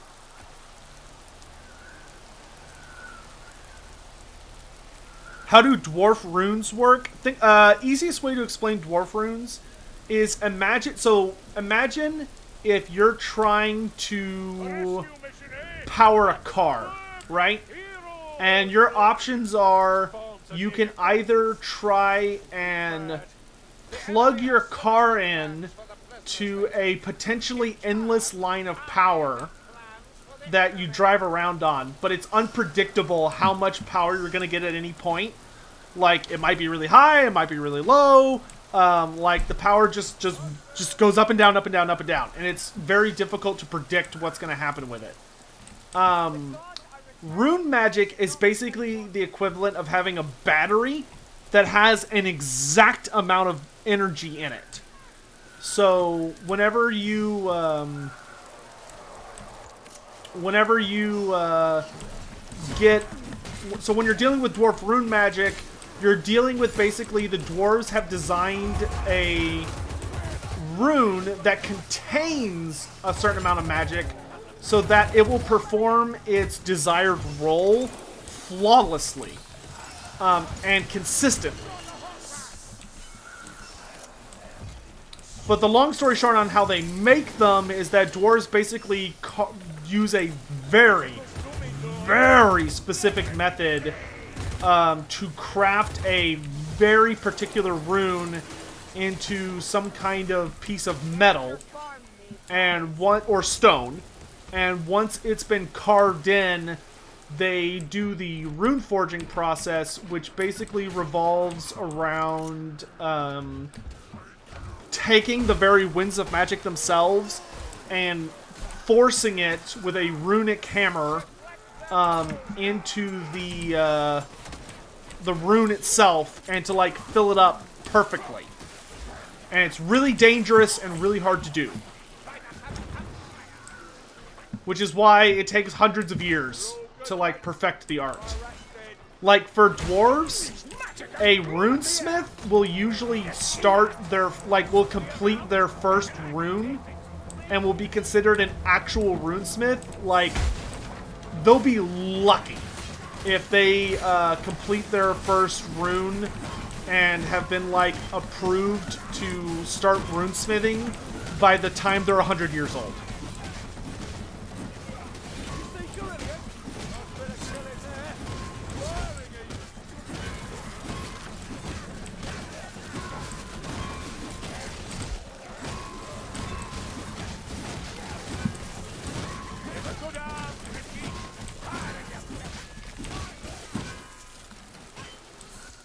What are my thoughts on the new Bugman bottle for AOS? Is it worth getting? I think it's 1,000% worth getting. I hate that it's a seasonal model. I wish it was a permanent part of the range, the Brewmaster General. It's a really cool model, but I despise the fact that it's seasonal. I mean, I asked for one on my Christmas list, so I'm hoping I'll get one. It'll be a cool display piece.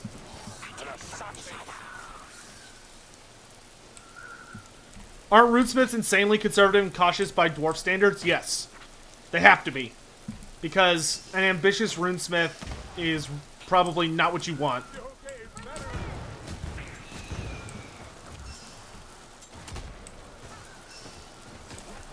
I mean, runesmithing is really fucking dangerous. If you fuck up casting a rune, like, what you're working on will explode. And it will be like a massive detonation of magic, not black powder. So way more dangerous. And could cause who knows what kinds of problems. Eyes open for Rocky Plague, fanatics.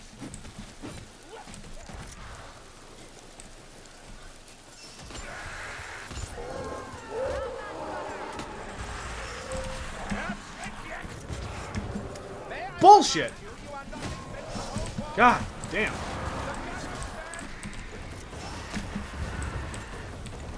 All of them. I don't like when this map has beastmen.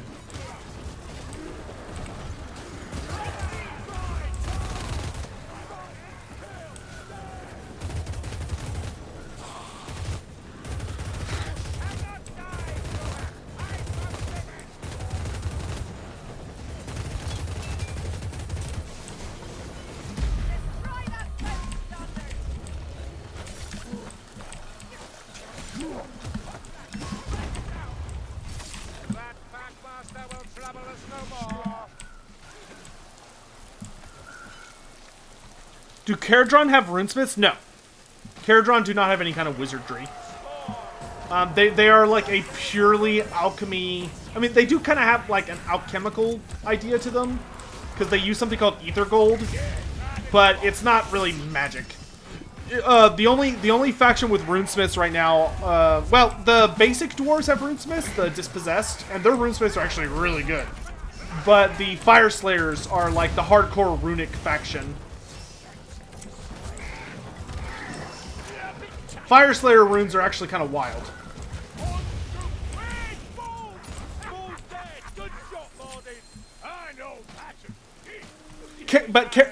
Don't they have bottled spells? They do, which a lot of people hate.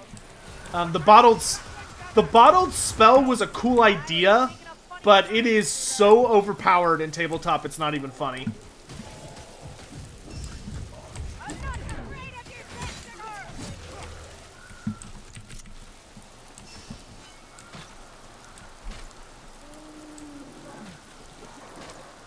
I'm also ready for the Chaos Dwarves to be playable again, and to get like a full range release. The Chaos, I actually, for Christmas, I got a copy of the Slaves to Darkness book, and the Slaves to Darkness book has a ton of Chaos Dwarf stuff in it. Like Chaos Dwarf lore. But they're still not playable. Well, they're playable, but they're still not like, they haven't gotten a book yet. That's what I'm trying to say.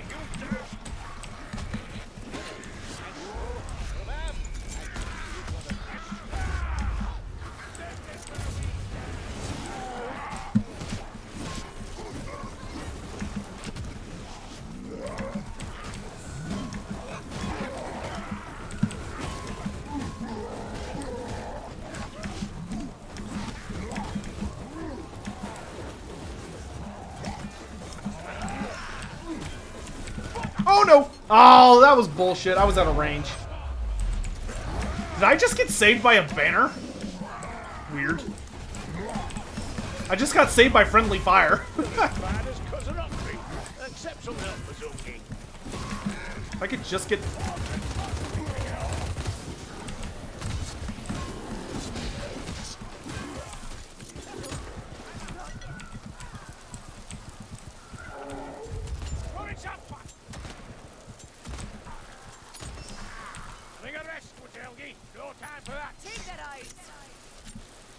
Whew. Okay. Rattling's gonna get.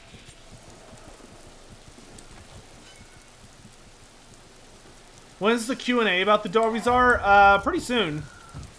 Come on, Dwarf, monkey, I'm waiting.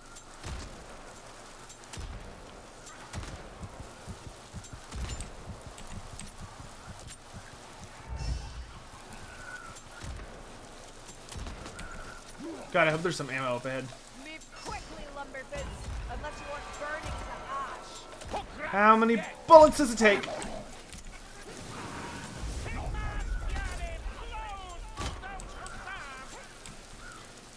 Oh my god.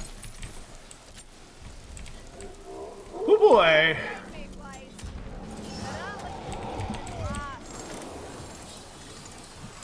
Just gonna hide over here.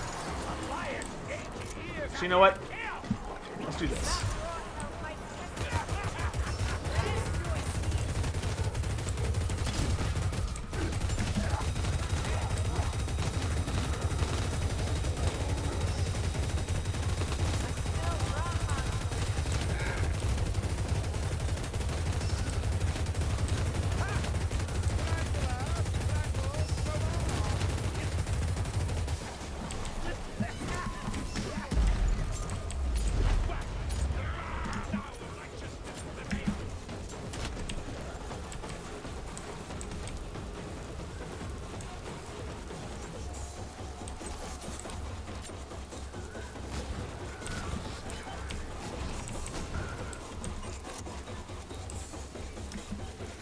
It's a damn Kentucky, that's what it is.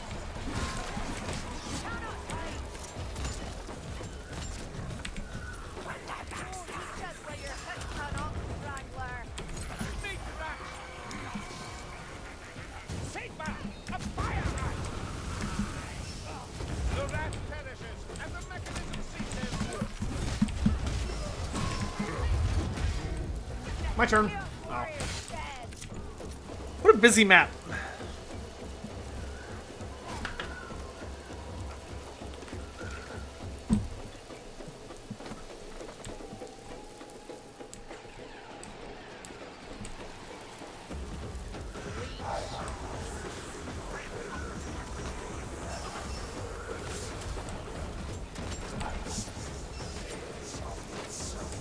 That wolf-fire rat won't give us any more grief.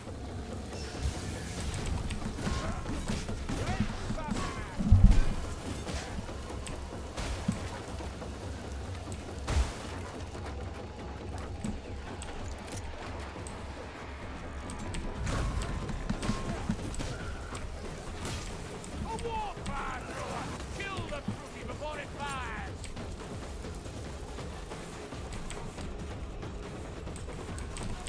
We can do the boss first. It's fine. Am I ready for the Christmas ROR event? I am. I'm looking forward to it.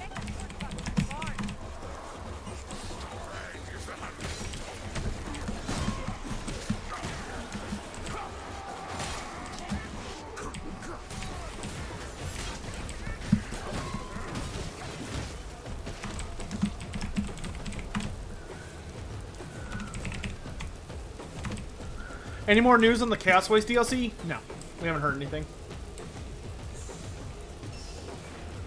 And this soundtrack, or this song is a bop, dude.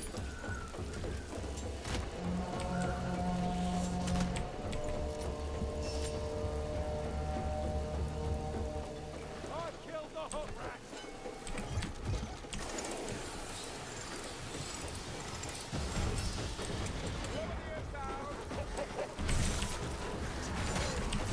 I wonder what kind of soundtrack they're gonna go with for Darktide. Like if they're gonna use any kind of like futuristic sounding instruments like synth or anything. Or if they're just gonna go like do something similar to Vermintide.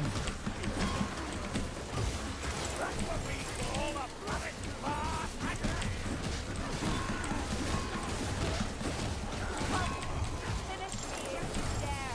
Well, looks like our help is as eternal as we thought.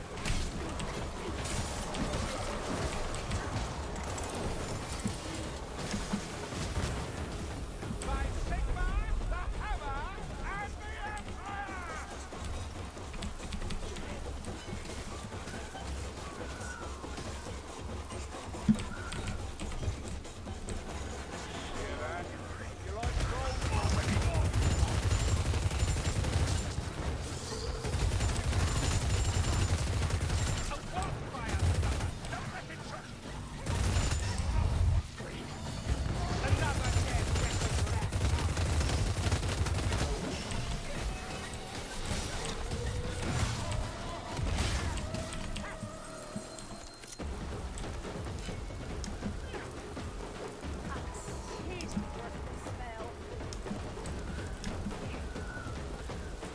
All right, Lokvotsky.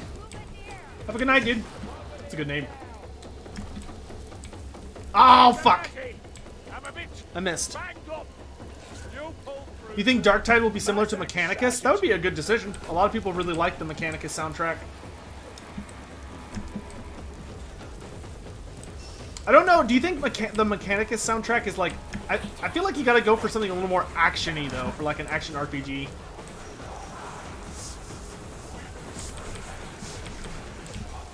Like, I don't think the Mechanicus soundtrack fits quite as well with how fast-paced Darktide is gonna be.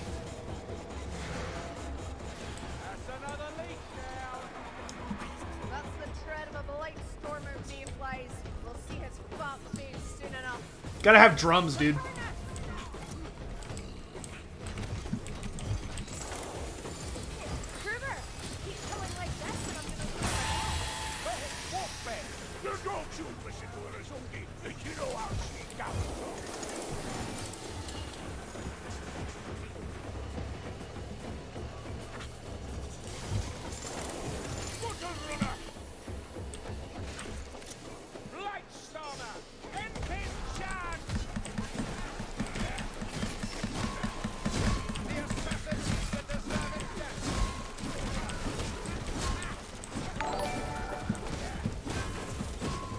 What? What noise was that?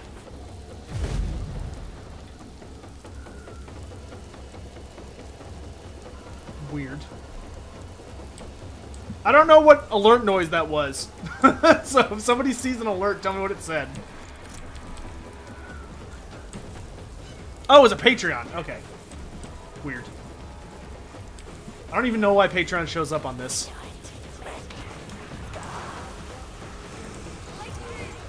I mean, I'll take it. I'm always happy to get new people on Patreon. There's about to be some really exciting shit going up on there very, very soon. It's gonna be a busy year for me, dudes.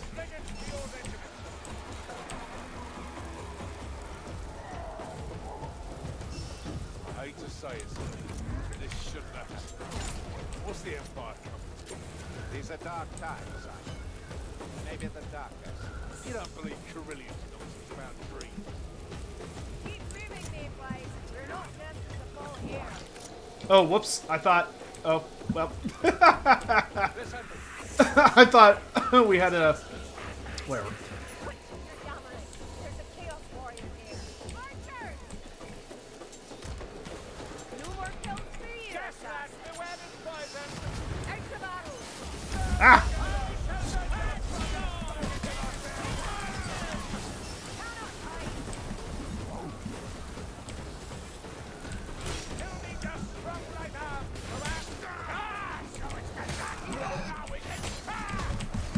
I kind of wish the Vermintide characters had more unique dialogue for, Oh, we lost a Grim. That's a bummer. I wish they had more unique dialogue for Beastmen enemies.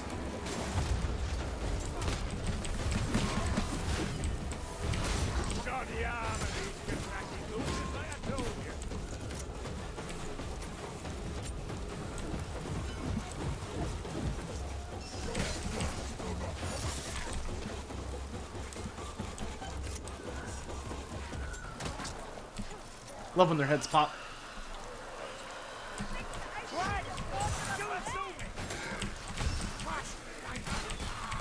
Fucking Ungors, dude.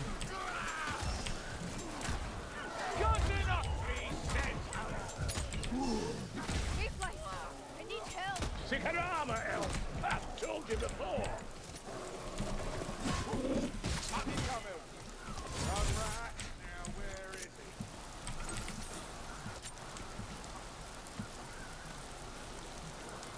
Is it too much to ask for a moment of respite? Hang on, hey, give this portion a boost. Over there, Lumberfish. Chaos Warrior.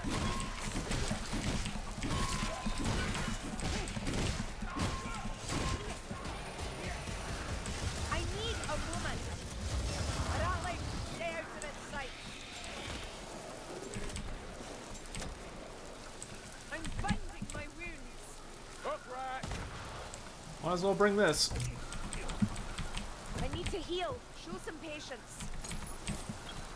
Oh, grab whatever ammunition you need. Be ready. Chaos Warriors near. The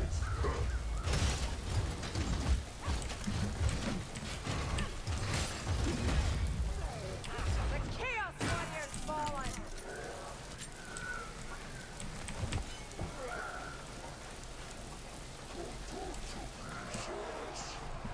Hey, y'all behave.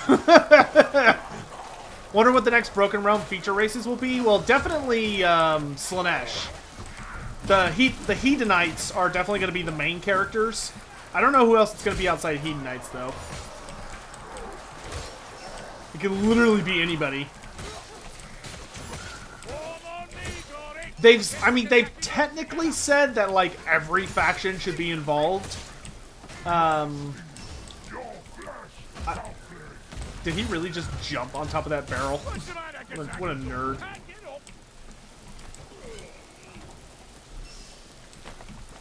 Hello. Goodbye.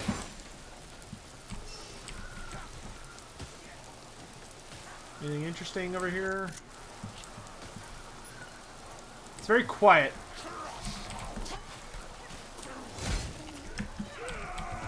Ooh.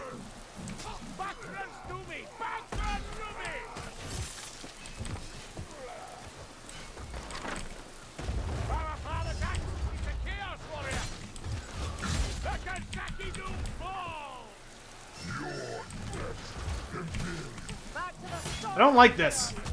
Normally it's like never-ending nonsense at this part. Ah, here they come.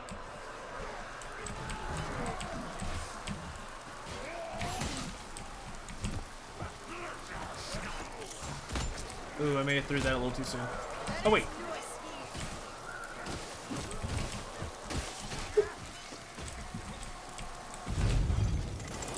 Chaos Warrior meat lice. Hear that? Sounds like an assassin.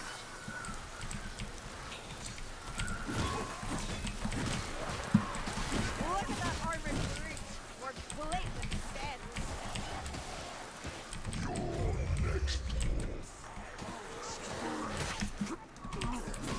Oh, crap.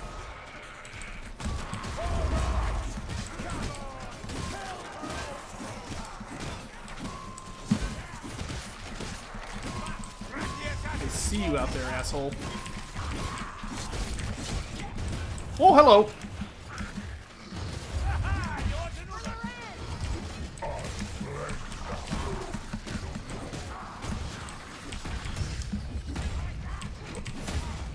Oh, that was way too close. I almost screwed up big time.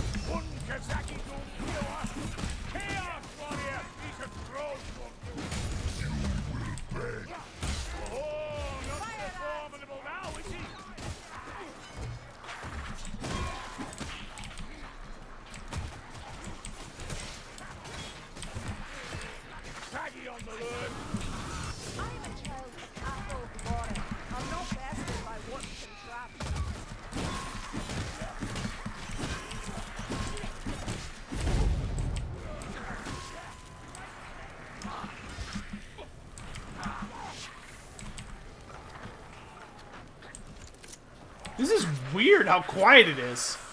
Oh, here they come. How accurate is Vermintide to tabletop? Not. I mean, I guess it's kind of accurate.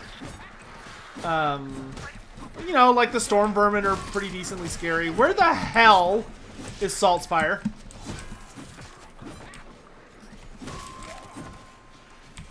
Why isn't he moving?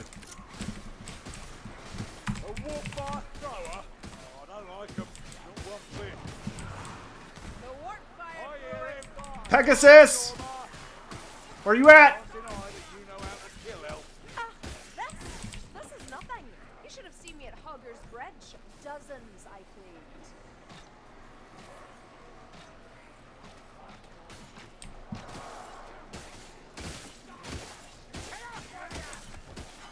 I guess we could just boot him. Lumberfoots, I'll give him like another second. Because we can't afford to just have missing a team member. Oh, I can't kick him? Deep through blood. Okay. Well, hopefully he comes back. Who's my least favorite Nurgle character? My least favorite Nurgle character? It's probably the Glotkin. Like, I don't get, like, they're a cool character. They just feel like a lot. The Glotkin are basically like the equivalent of someone saying, what if we made like an Archaon style character, but they were pure Nurgle? Which just, it's kind of weird to me. Like, you know, it's a Greater Demon of Nurgle combined with a Chaos Lord of Nurgle combined with a Chaos Sorcerer Lord of Nurgle. Like, it just feels really unnecessary. But maybe the Magath Lords. You know what? No, I would say the Magath Lords, actually. I would say the Magath Lords would be my least favorite.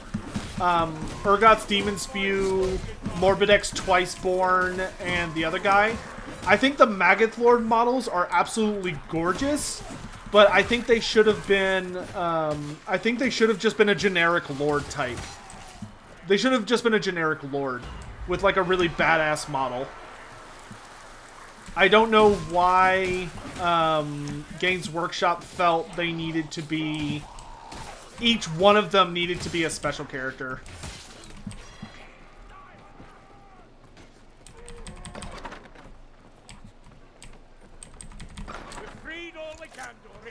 Oh, I shouldn't have done that. I should not have done that.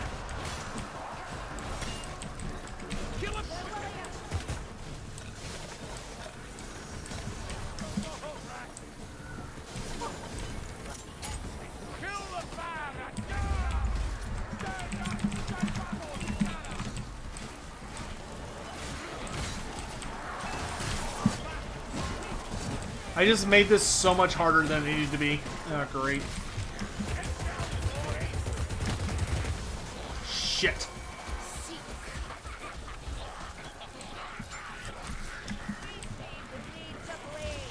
Fuck, dude.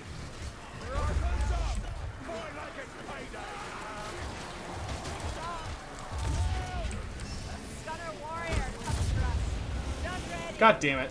That was entirely my fault. What's the craziest thing the Skaven ever created? Probably one of their many Doomsday engines.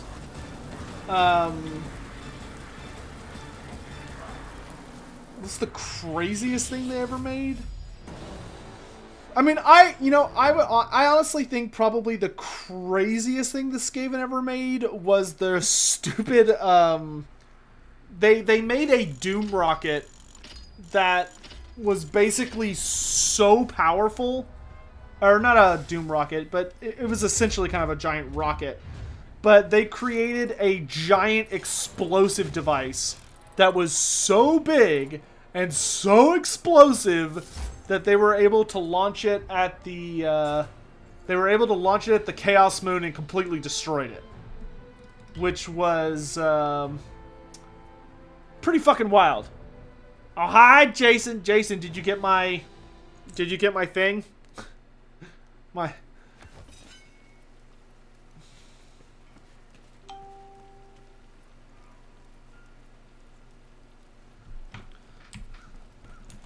Awesome, awesome. Just another glorious day in the right land.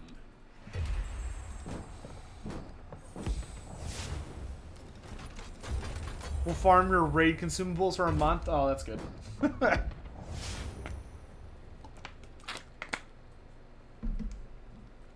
How did I know my Christmas presents? Because we already did, we did Friendmas.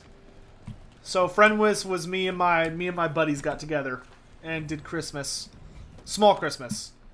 It was basically everybody wore a mask and just exchanged presents very quickly. Yeah, Keelan, we can get you in on the game. Look at all these things I just did. Oh, it's so pretty. So we got a Cogax skin. Oh, we got an engineer's skin. That's cool for our thing. Nice, nice, nice.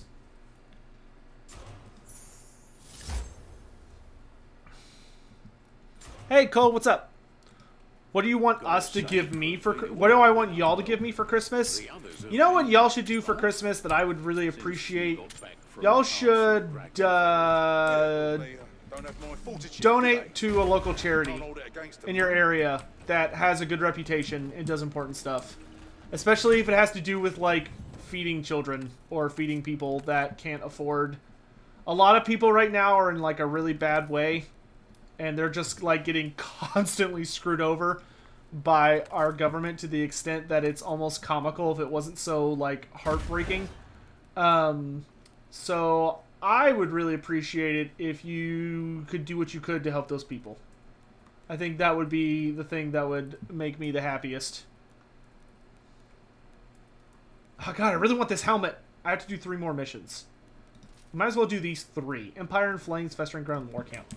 Hey, hey, QF. Thanks. You got a red? Nice. Hey, QF, you mind hopping out? Hopping out. I think you've been with us for a bit now. And some other folks wanna join.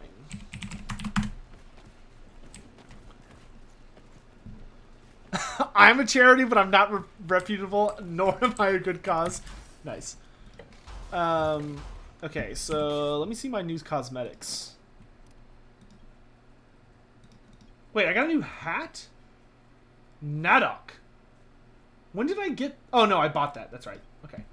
I was like, when did I get a new hat? I got new portraits. That's right.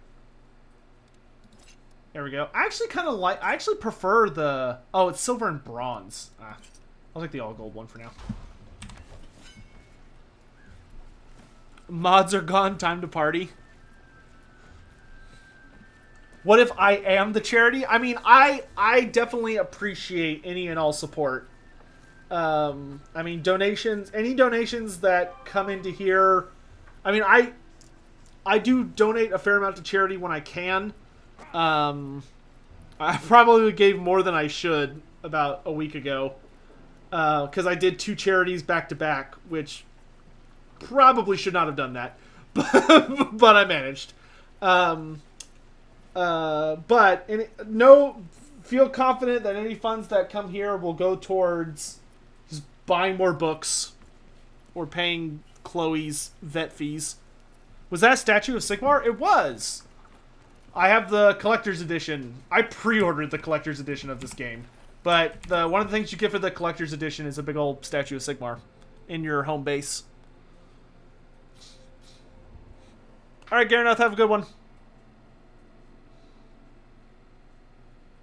Another day of rat slaying beckons. You're lucky buggers to win. Archmage, I appreciate you watching the stream, my dude. Okay, I just want to do those last 3 maps. Just kind of try and blast through that. Hopefully we can survive. We got 1 more slot open, if anybody wants to join. So it's, what, Against the Grain.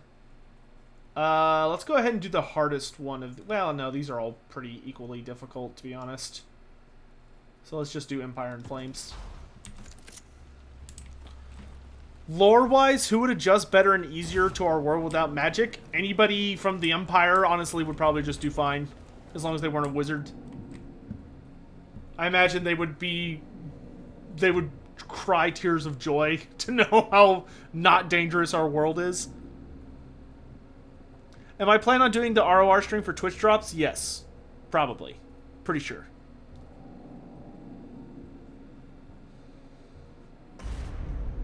Do you plan to create many mighty weapons with which to chastise? Who was the dragon Aberash drank? It didn't have a name.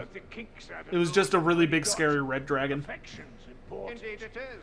How do the Beastmen view Skaven? They hate them. The Beastmen basically view the Skaven as a lesser species that competes with them over gifts from the Chaos Moon, Morslib. The Beastmen heavily worship the Chaos Moon, and any of its like gifts from the heavens, like Warpstone meteors, the Beastmen love to make those into Herdstones. and they will always immediately start fighting Skaven over them. Hurry up. There's a fat bunch of them marching on Ushoran to claim their loot. Oh, sorry, Christian. You'll be okay.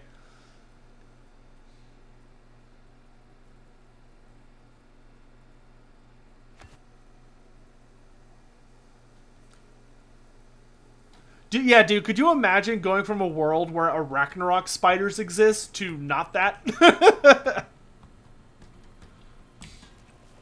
So, we look for a manor filled with the spoils of war. Sounds simple enough.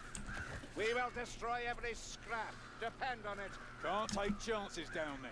We stick together and get the job done before the Horde arrives to collect their spoils.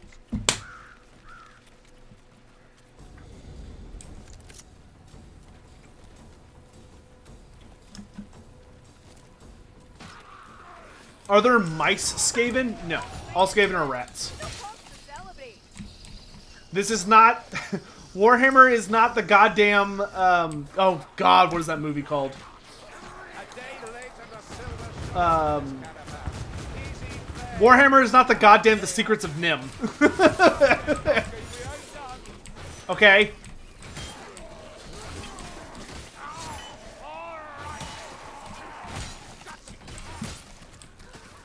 Isn't that what that movie's called? Secret of Nim? The one about the really intelligent mice and rats? Well, it's mostly about super intelligent rats, but there's like one super intelligent mouse.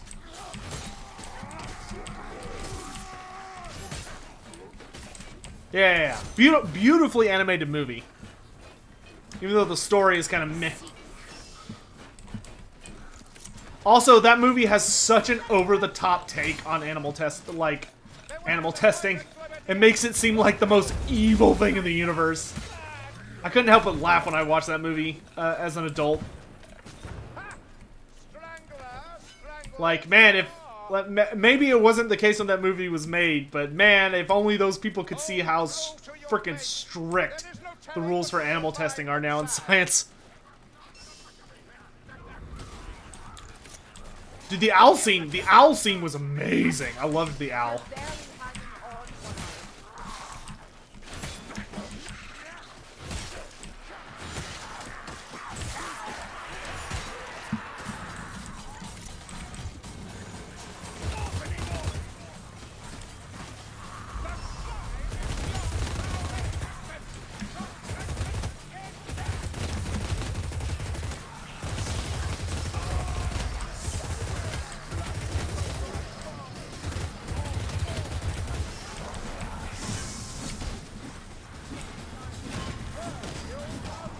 It is a beautiful animation, though.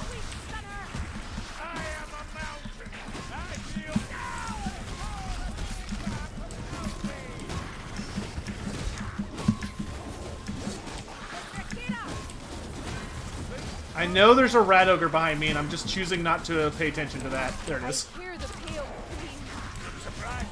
Wow, I just got womboed. Get up, get up, get up, get up, get up, get up. Oh, God. There's so many little rats.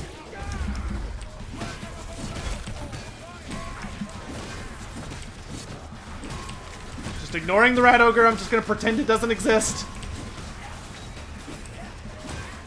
Okay.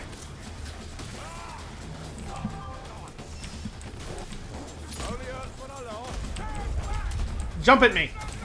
Come on, I need the achievement for killing a jumping rat ogre.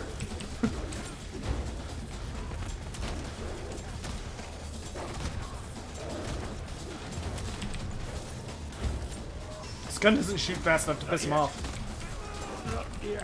I somehow shot through the rat ogre. How? How did I shoot through it?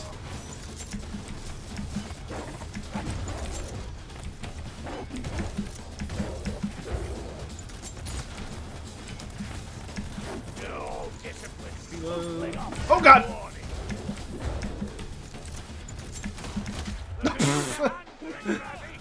I don't know why I felt inclined to do that.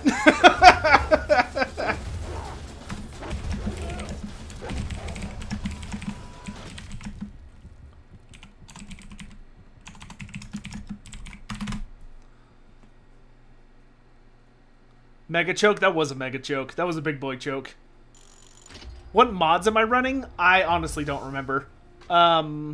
If you go onto the workshop page for Vermintide, I literally just downloaded like the top 3 or 4. Are there any Gotrek and Felix book told from Gotrek's perspective? Not really. All of the AOS books are from Gotrek's perspective. All the new Gotrek books.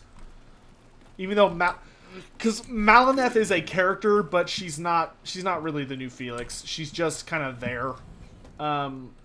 In some ways she acts as a new Felix, but not in a lot of ways. Well, okay. I failed to do that, so we can just go back to doing quick play. I just need to beat 3 missions. So I think I'm going to take us down to champion. Just make life easier. Because I just kind of I just want to get through and get my hat. I just want to get my hat.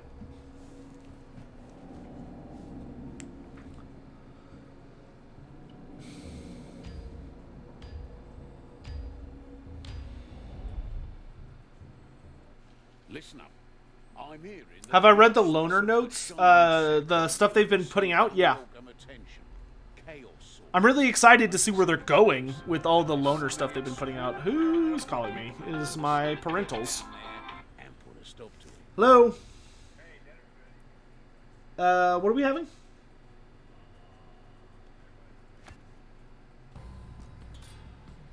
Oh, okay. Yeah, I'll be down after I finish the stream, but it's probably gonna be a bit. Okay, bye. My dad. I was like, what are we doing for dinner? And he's like, everybody's favorite, goulash. And it's like, I think I'll pass. All right, Kiro, have a great night. Are there beast women? Yes, they're called does.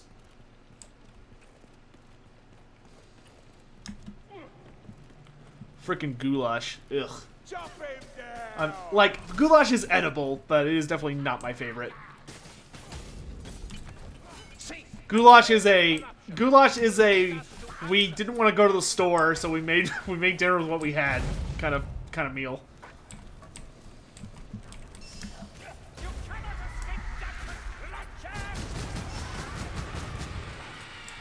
Are you winning, son? My dad is definitely that kind of dad from that meme. Like, cares enough to, like, ask and try and be invested, but ultimately doesn't really give a shit. like, you know, he's only asking because he cares about you, not because he gives a shit about whatever your hobbies are.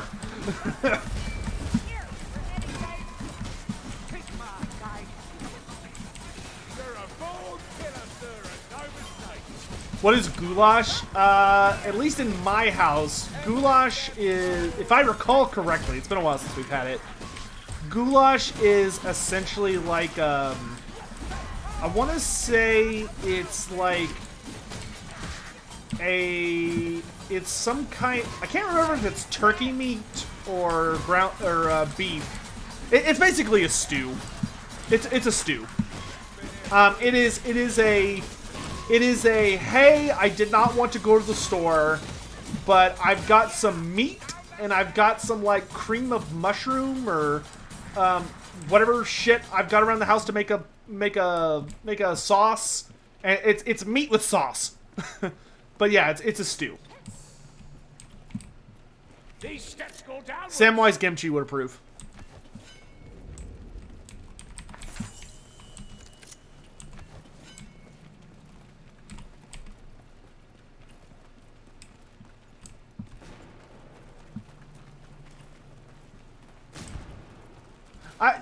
It's actually, like, it is good. I don't want to be like, oh, it's bad. Like, no, it's perfectly fine and delicious. And I will say, if you've got goulash with, like, some good mashed potatoes, oof, it's a good mix.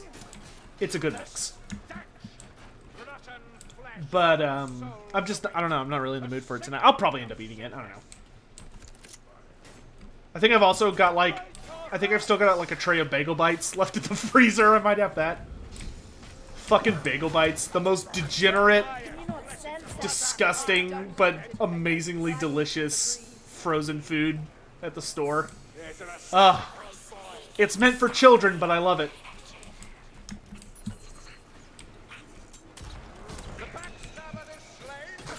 No more running for you, Skarbrand. That gas rat's about to throw. Gas rat. Bagel bites are everything it is to be American. There! Trolls! Now what have I done? That troll threw more than the dwarf.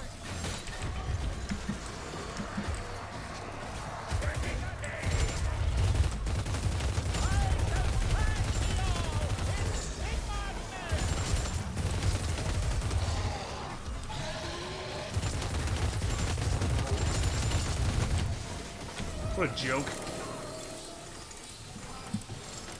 Come on, this way.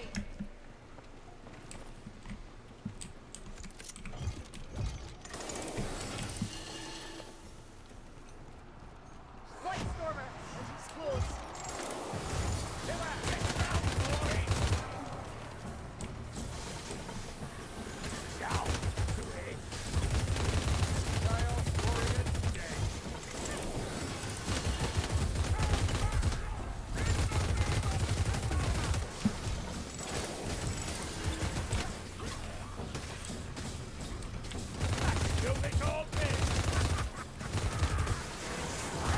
Oh, I'm out. Okay.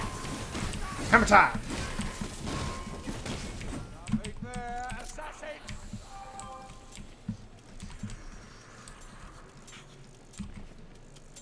Got to run us down. Now that's a clover deer. Wonder what that symbol means. Is there any foreign food I like? Yeah. I really like, honestly, if it's got chicken in it and it's sweet, so kind of like chicken, holy shit, I'm having such a brain fart. Chicken teriyaki. I love chicken teriyaki. Oh my god, I love chicken teriyaki so much. Especially at like a Japanese or Korean barbecue place. Like if I go to Korean barbecue, I'll just be like, just give me all of the chicken teriyaki, and bring me teriyaki sauce in like a little side dish so I can just drench it in sauce. Just do that, and I'm in.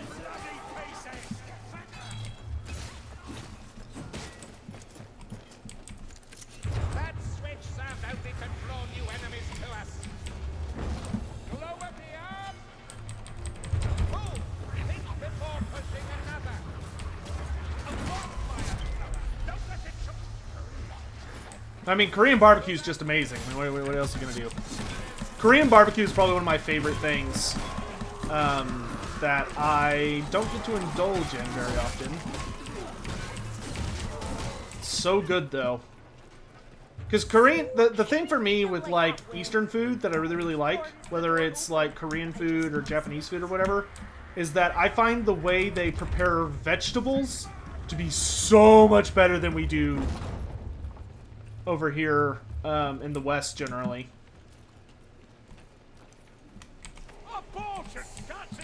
I feel like generally in the West, vegetables are like steamed and that's it. Like they don't go crazy with like sauce or anything. It's just like, ugh. Ugh. It's so bland and gross. It just tastes like mud. They just put salt in it. It's like, let me roast my veggies. As you're a fellow Texan, what's your favorite kolache? I'll eat kolaches. I wouldn't say I have like a particularly favorite one. That's not something we eat super often.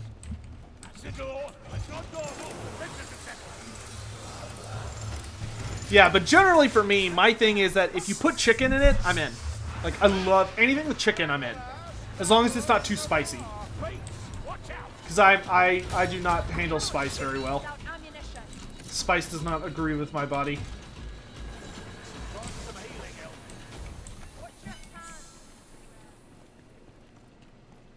This is not the work of Skaven, nor is it natural effluvia.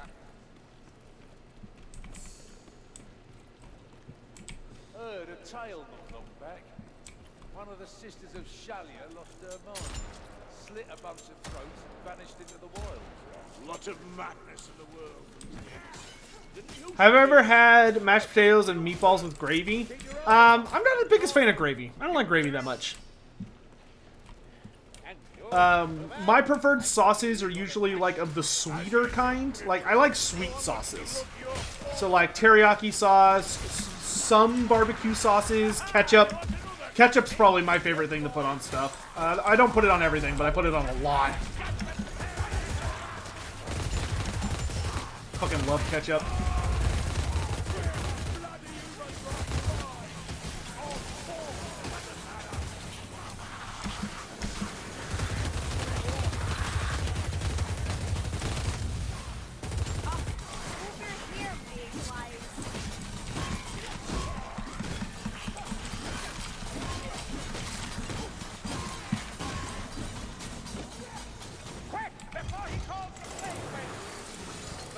Or marinara sauce. I really like marinara sauce, which is basically just ketchup.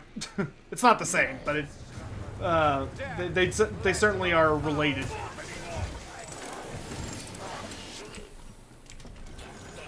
Like some people get this and a lot of people don't. But like, if I'm gonna be having mashed potatoes, my favorite thing to have mashed potatoes with is ketchup. 10 out of 10 times. I fucking love mashed potatoes and ketchup. I know most people are like gravy or go home, but not me. One day I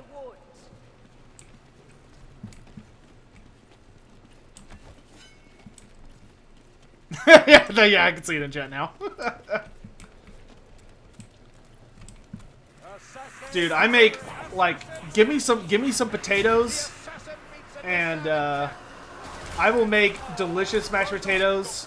You get a good amount of salt and butter in there, and then you get ketchup, and boy, you got heaven. You got heaven. Oh, it's so good. It's so good and tasty.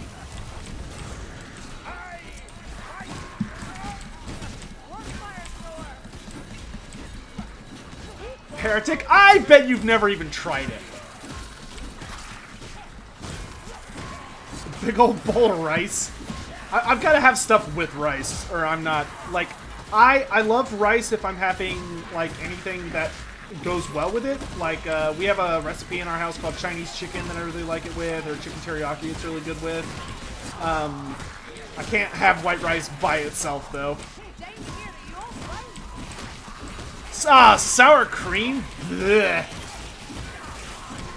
Sour cream can rot in a ditch. Well, I would say that, but it's basically already rotting based on the taste. So it doesn't need much help. Sour cream. Ugh. Yeah, I'll sleep on that. Ketchup on pizza? No, no, no, no. Here's the thing.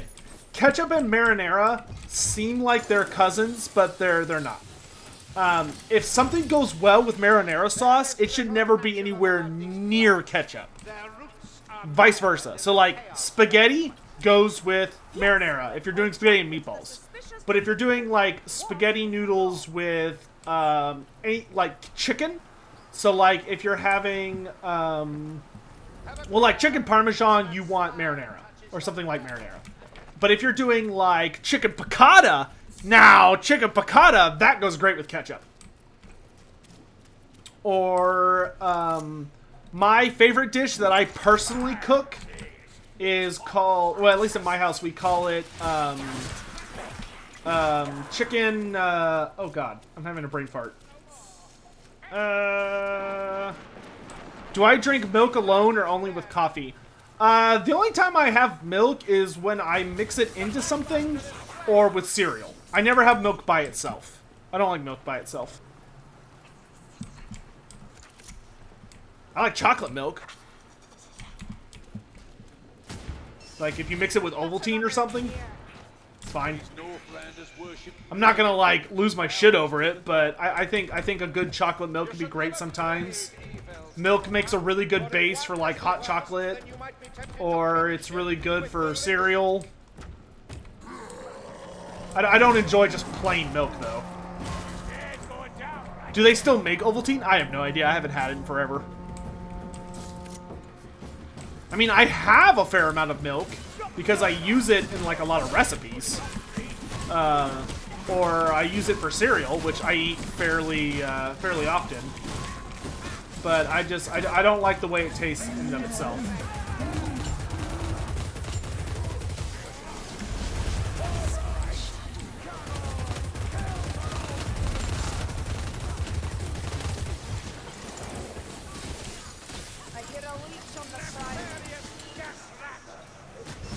Ovaltine is such a weird thing. Hey, MMO Addicted, thanks for keeping your sub going, my dude. What shape do humans think the old world is? Flat, round, disc on turtles? Humans in the old world discovered that the world was... Humans in the Warhammer Fantasy world actually discovered that the world was flat a good long time ago. They're very aware of the fact that it's a globe. That being said, it took them a very long time to learn about the Southlands. They did not know the Southlands were there. Sorry, not the Southlands. Lustria.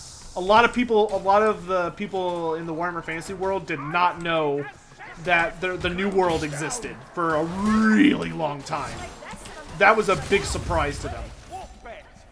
They thought it was just a circle where if you went around in the circle, you would end up on the Southlands.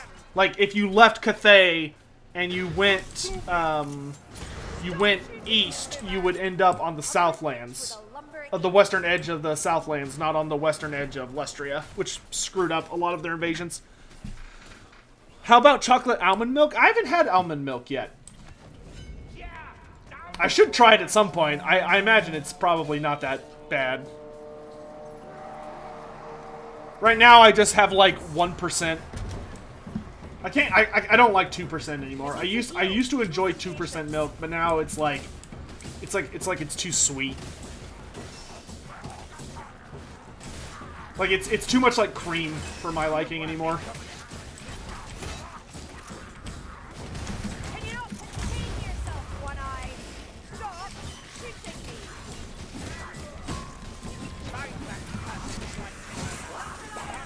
That being said, I am open to trying plant-based alternatives in places. Because I really dislike how much of an impact the dairy and, well, just the cow industry has on the environment. Not a fan of that. Which sucks because it's so good. I just want lab-grown meat, dude. I want lab-grown meat so bad. Just give it to me. I want my meat grown in a lab. That way, there's no... And I want my milk grown in a lab, so there's no animal bits involved. That sounds glorious. Can't wait for that day. Hey, MMO Addicted, thanks for gifting subs, my dude.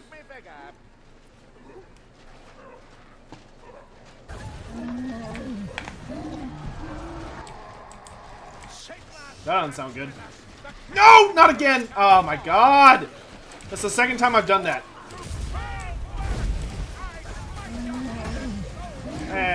Let's do it again.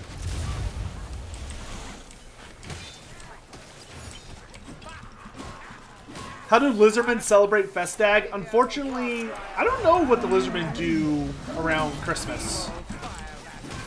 I should look into that. I imagine there is some kind of celestial alignment, especially around the winter solstice, that the lizardmen absolutely do celebrate, but I'm not 100% sure.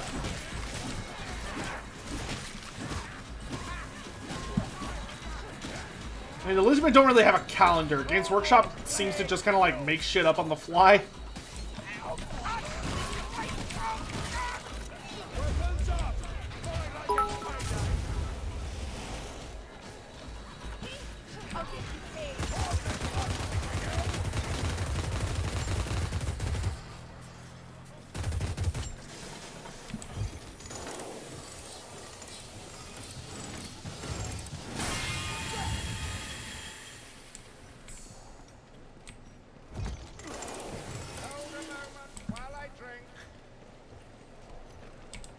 hear voices. Dude, that's the second time today that I've accidentally destroyed a Grim trying to throw a bomb. Like, it's embarrassing.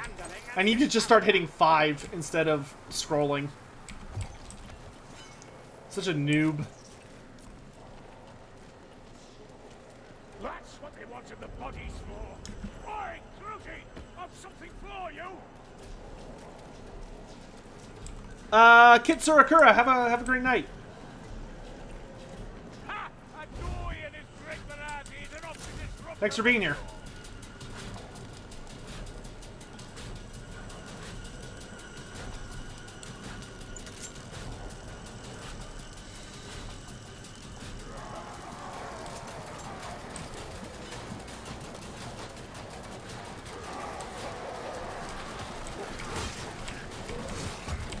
I sense a movement here. Keep back! Chaos Warrior, to my side! Rat gas or dwarven stew. Garden's there all the way.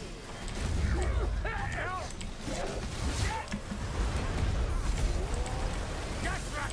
Wait, what's that poison rat? Strike ahead. This map sucks so much. The Chaos Warrior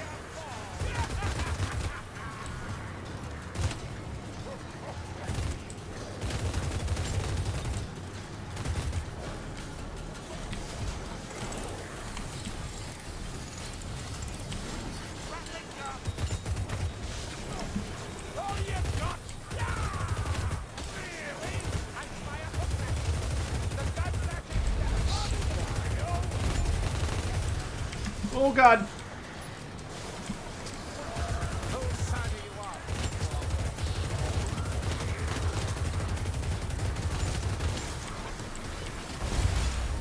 Gee, I remember the hammer and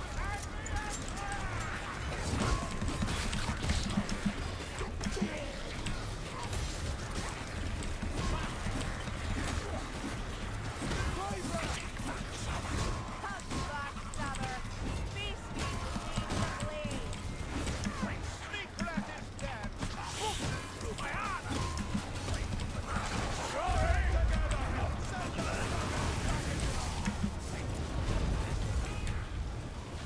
Right, spouter.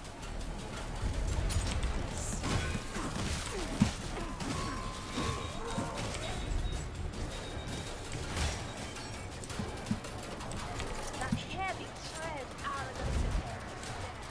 It's a chaos warrior. Have a care. That's a chaos warrior. Where is he? Have a portion of flame! I got blinded by the explosion right at the end.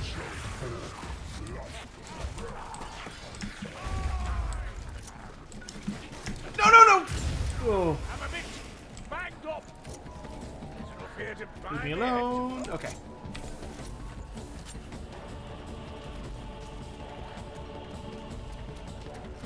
Yeet the Grim emote win. Shut up. Yeah, that bloody earth. Tend your wounds, Azuki. Can't fight if you're dead. I walk beyond the light. Don't Zinch and Nurgle get along? No, they hate each other. Nurgle and Zinch are opposites. Nurgle is despair and Zinch is hope, as their like base emotions. And then Slanesh and Khorne hate each other.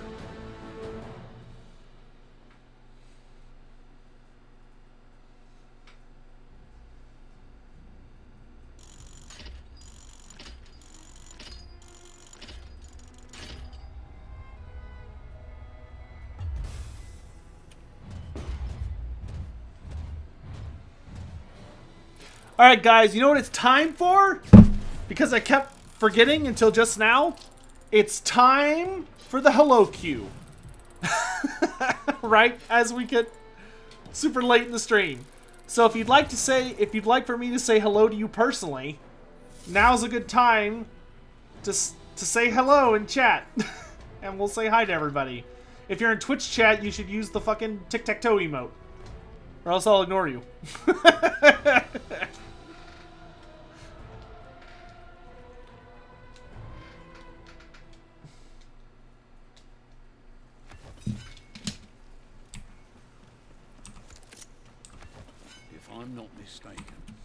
Worsley. Which reminds me, I need to move that emote over onto YouTube.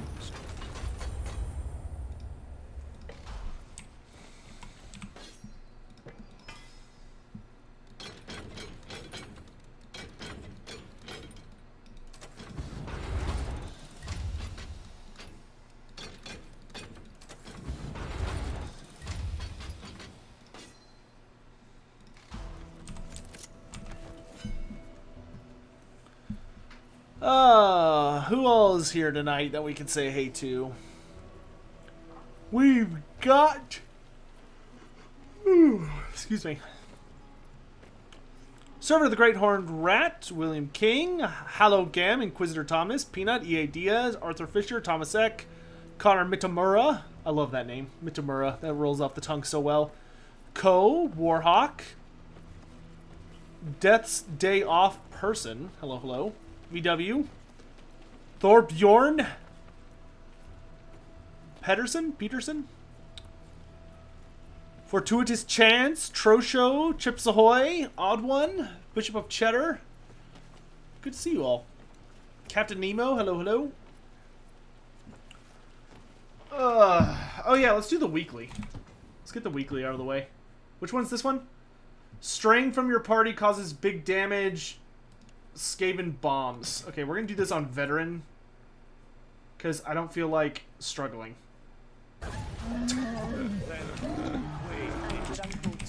Easy mode. Died a hero, getting other miners to safety. Hey, MMO Addicted, thanks for more subs. 5 more gift subs, appreciate it. Everybody who got a sub, enjoy the emotes. Oh, great, the pit. One thing and another, but lately things have been getting worse. Plague, Snutter, what are my thoughts on the remaining 4 Mortarks to be revealed? Do I think Vlad has a chance again? Honestly, no. I don't think Vlad von Karstein is ever going to come back to AOS. I think Vlad will come back for Fantasy, maybe, but I don't think he's going to come back from AOS. The thing about Vlad is I think Vlad von Karstein is honestly such a popular character that he would grossly outshine the other 3. Or the other Mortarks. So I don't think we're going to see him come back. As for who I think the remaining Mortarks are going to be, assuming we get all 9, I think the remaining Mortarks, I think Ushoran is 100% going to be a Mortark. I think Ushoran will probably be like the Mortark of Madness, but I bet we'll get Ushoran. I think we will also get... God, who do I think the other... Why is Vlad so popular? He's just like a well-written character that a lot of people really enjoyed his story and his lore. A lot of people just like him. But as a part of that, he kind of outshines everybody else. To an almost comical extent.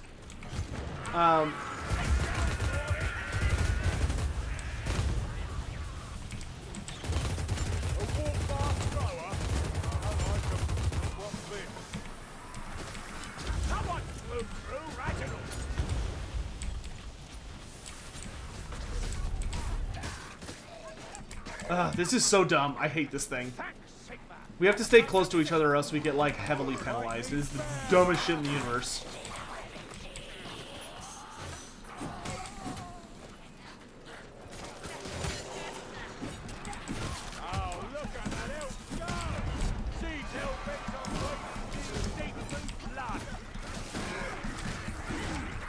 I will say, I do want a living Mortark. Like a Necromancer. Like, Archon the Black is kind of the Necromancer Mortark, but I think it'd be really cool to get, like, a legit, like, alive Necromancer. Like a Heinrich Kemmler or a Diedrich Hellschnitt kind of guy. I think that would make for a really cool Mortark. I feel like Orphean Catacross is technically, like, the skeleton. Like a Gorst? Yeah, something like a Gorst. I'd also like there to be, like, a true white like a White King Mortark. That's kind of what Catacross is, but like I really would like if the Death Rattlers, which are like the basic skeletons, kind of got their own version, like a Krell essentially. But I don't know, like I would honestly implore them to surprise me. I also would not mind a more. I also would not mind a vampire pirate. I think a vampire pirate, so like Luther Harkin, but maybe without the, maybe not exactly Luther, so like he could do without the craziness, because I feel like insanity is going to be the Flesh Eater Courts thing. But I would actually really like to see vampire pirates, I smell it on the air. and so have their like big admiral be Nagash's like Nagash to have an admiral. Exciting hereabouts, isn't it, sir? Yeah, like Noctilus could be really cool. No, I don't mind that, sir. I just wish it'd leave me alone for a bit, if you follow. If they did Noctilus, that would make all the people who bought the Dreadfleet set feel a lot less like they wasted their money. Do you need an answer? Because he'd actually be kind of an interesting thing. I mean, at least he's in Total War, so that's something. Another dead weapon left. A lot of people think we're actually about to get Vampire Pirates pretty soon. There's been a lot of hits about a Vampire Pirate faction. Solostra Deerfawn. I don't think you'll ever see Solostra. Solostra would be too similar to Lady Ollander.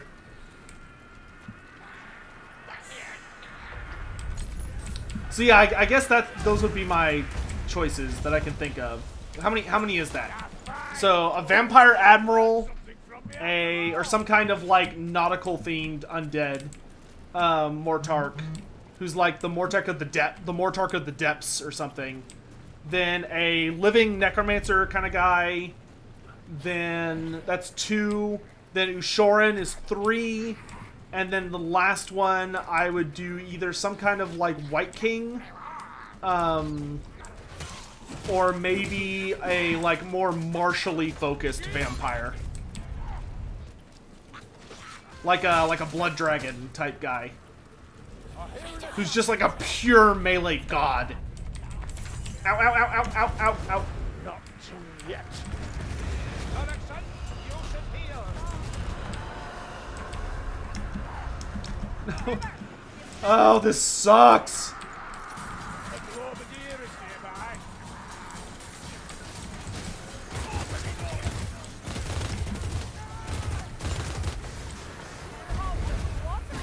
I kind of wish you could like purposefully trigger certain abilities for like from the events, because I feel like this mode is actually really good practice for like newer players, where it's like, yeah, you legit should be this close to each other on like a regular basis.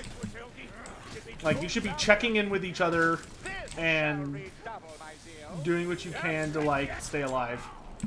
Stop fighting, wounded body. I'm ready for them, Tringarati.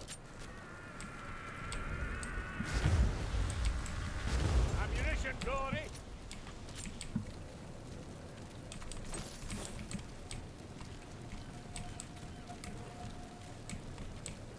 Can I get a new Snickch or a new Queek? Yeah, dude, the Skaven needs so many more special characters. The Skaven not having special characters is such a stupid thing. I don't know why Games Workshop is being such a bitch about it. Because, like, they've got Thankful and they've got Screech Vermin King, and that's it. Oh, great. A Chaos Spawn. Just what we wanted.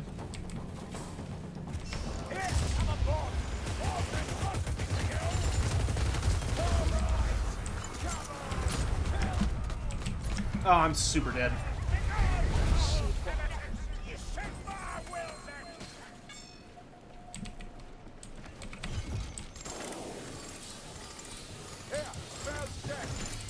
That's the other thing about Vlad. I think to bring Vlad back, you would have to bring Isabella back, and like, I don't think Games Workshop wants to deal with it. Like, honestly, when they introduced the Night Haunts, I thought for sure the Mortark of Grief was going to be Isabella von Karstein. Because I thought they were going to go with the whole idea of, like, Vlad's gone. because he used his ring to save her, and like Nagash like either won't bring him back or can't, or is like using him as a pawn to force Isabella to like work with him. Yeah, of course it's quiet. Won't stay that. But I thought that would have been a really cool thing. Would have been to have Isabella von Karstein as the Mortarch of Grief. And I was like, oh, Lady Ollander, who's that? And then I got to know Lady Ollander, and I fucking love Lady Ollander. God, I love Lady Ollander. Do I think Sigmar will reclaim Amvilgard? No. I think Amvilgard is gone.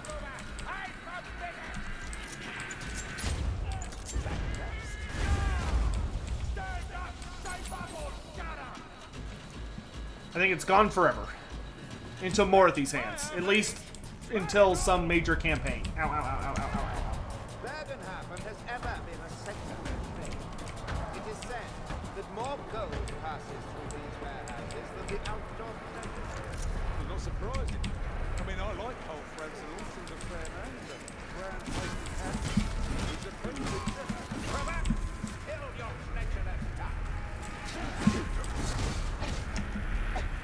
Kill, sir. Keep your arm on. Regardless, you'll down. And you, Robab, I shall yield your request. As you should, Grimke. No one wants to look your corpse around. What's going on? Do I think there will be a Mortarch to fill shadows? What, you mean like Manfred von Karstein, the Mortarch of Night? Who specializes in ambush warfare? You mean like him?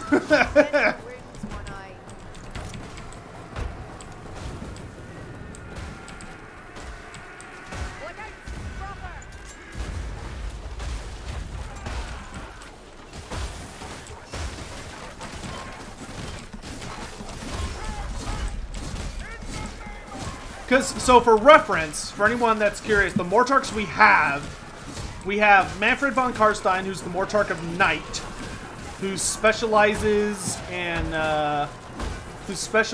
ambush warfare, really hardcore close combat and magic, and he's also like surprisingly diplomatic with non-death races.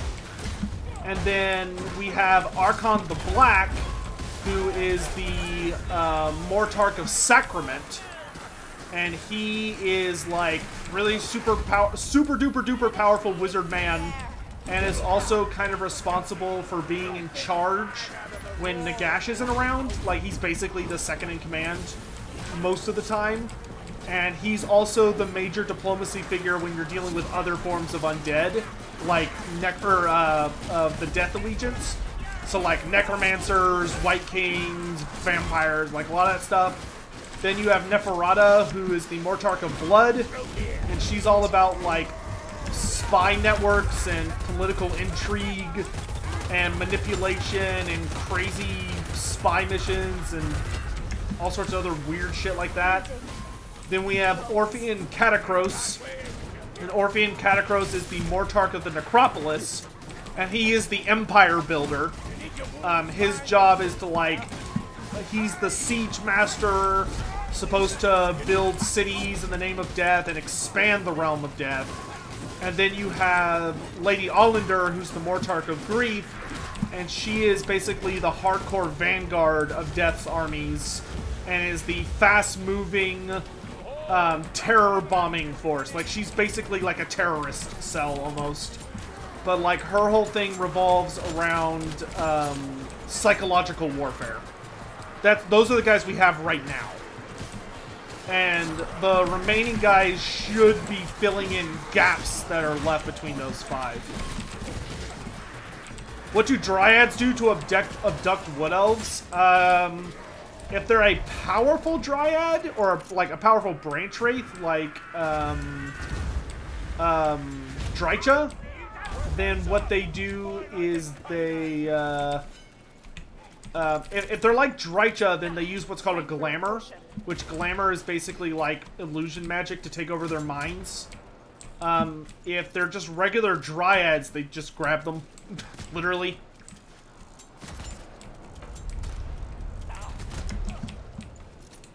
grab them or seduce them with their shape-shifting powers.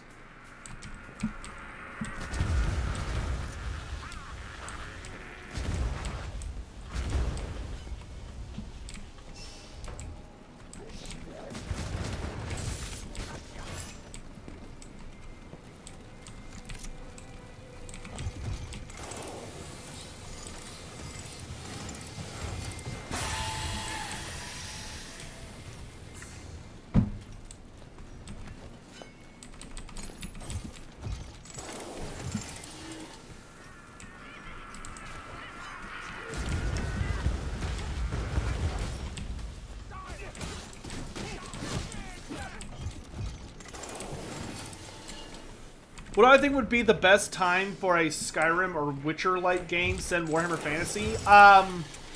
Honestly, I think the best time would be at the start of the reign of Karl Franz. When, like, there was a lot of questions and, like, a lot of uncertainty, but, like, a ton of really fascinating, crazy shit happened. Right at, kind of like right around that time.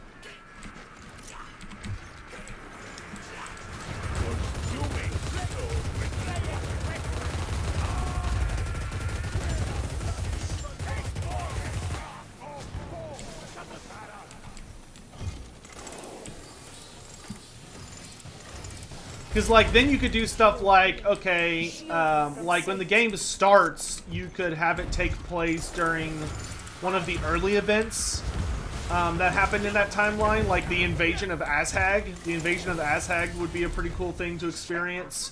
You could also live through stuff like the... I mean, honestly, if you're going to do a Witcher-style game, I feel like you would just do a Gotrek and Felix game. I think Gotrek and Felix would make for a really, really good Witcher-styled adventure game. If you want to do something like Skyrim, it depends on how open-ended you wanted it to be. Like, if you wanted it to focus purely on the Empire, then I would probably do the Time of the Three Emperors, which is centuries long, but there's a lot of really major things that happened in that. Near the end of the Time of the Three Emperors, you had the Vampire Wars. You also had the invasion of Grom the Paunch. Wait, no, that's not right. Not Grom the Paunch. Gorbad Ironclaw. Right? Was it Gorbad that invaded during that? I think Gorbad invaded during the Time of the Three Emperors.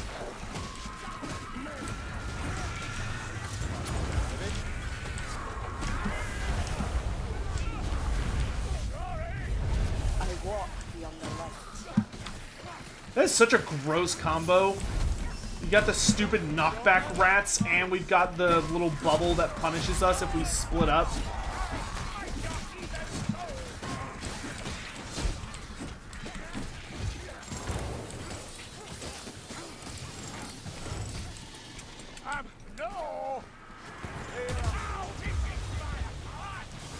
At least they drop ammo.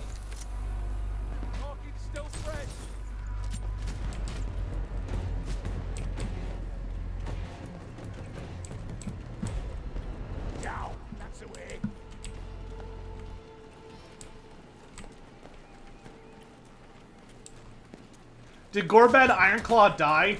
We don't know. Gorbad Ironclaw's army was defeated during the Siege of Altdorf. And then after the Siege of Altdorf, what was left of his army got caught by a dwarf army from Karazakarak that basically came hunting for him, and he got absolutely annihilated. Like, his army was apparently surrounded and just, like, obliterated, but Gorbad himself was not seen, The dwarves who wiped out Gorbad's army made no mention of him dying there, which is very unusual for them. One would figure that if the dwarves had killed Gorbad Ironclaw, they would have said something about it, but they didn't. So yeah, if he did die, we don't know how. Well, if he did die, it was because the dwarves killed him. But they did not make mention of Oh my god. The sergeant. What are they doing? What?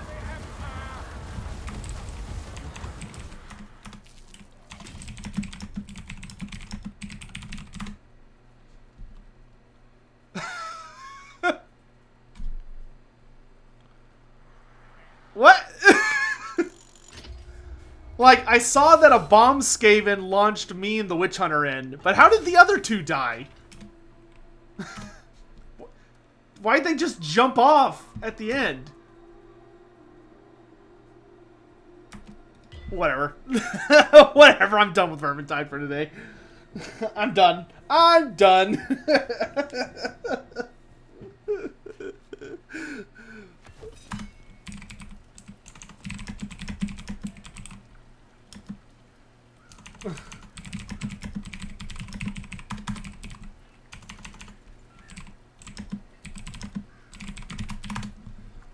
I might be back on Vermintide later tonight, but I'll be off stream if I do.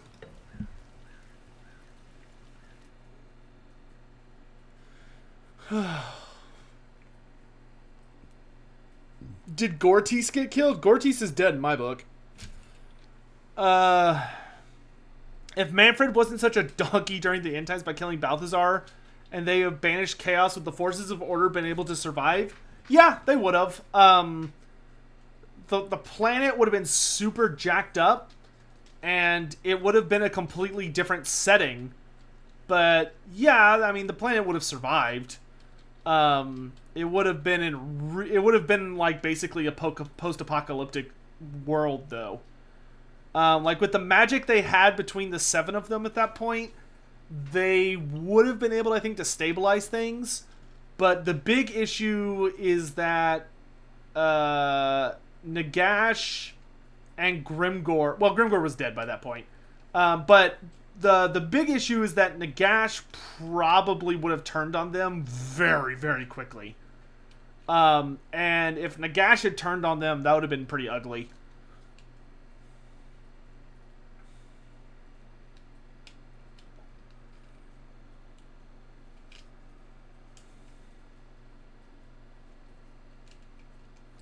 That being said, though, the ending of AOS was pretty weak. Having Manfred be responsible for it was such a weird decision. I still don't understand why they did that the way they did. Well, I don't understand a lot of things about the end times. What if Grimgor didn't die? If Grimgor hadn't died, then Archaon would have died. There's only 2 ways that scenario wrapped up. Grimgor had to die. There's no getting around that. But yeah, thank you all so much for joining me. That being said, like, anybody who says Manfred is to blame for the end times did not pay attention to the end times. The end times had a lot of people fucked up in the end times. I would honestly argue that Teclis was more responsible than Manfred, but I would argue that Lilith was more responsible than Teclis, but I would also argue that like Belegar had a really big hand in screwing over the world because of his stubbornness. Manfred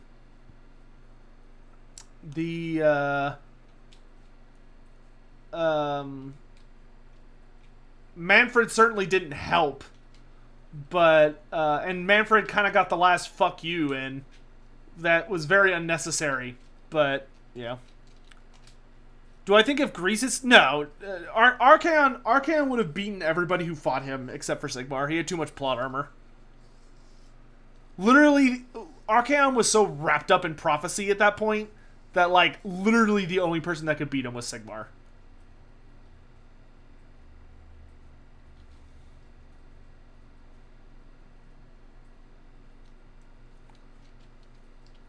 And then in Age of Sigmar, they were like, hey, what if we upgraded Archaon's model to actually look as scary as he's supposed to be? So he rides on a fucking 3-headed dragon from hell instead of a demonic steed. And they were like, oh, okay. Who would my Warhammer dad be? Like, what Warhammer character is closest to my actual father, or are you asking me if I had to pick a character to be my dad, who would I pick?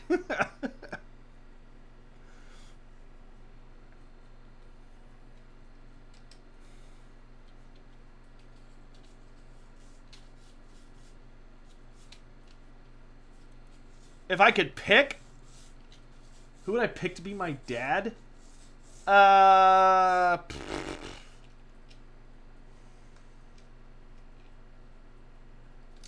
Trying to think who would be like the most fair, but also still like actually be a good father figure.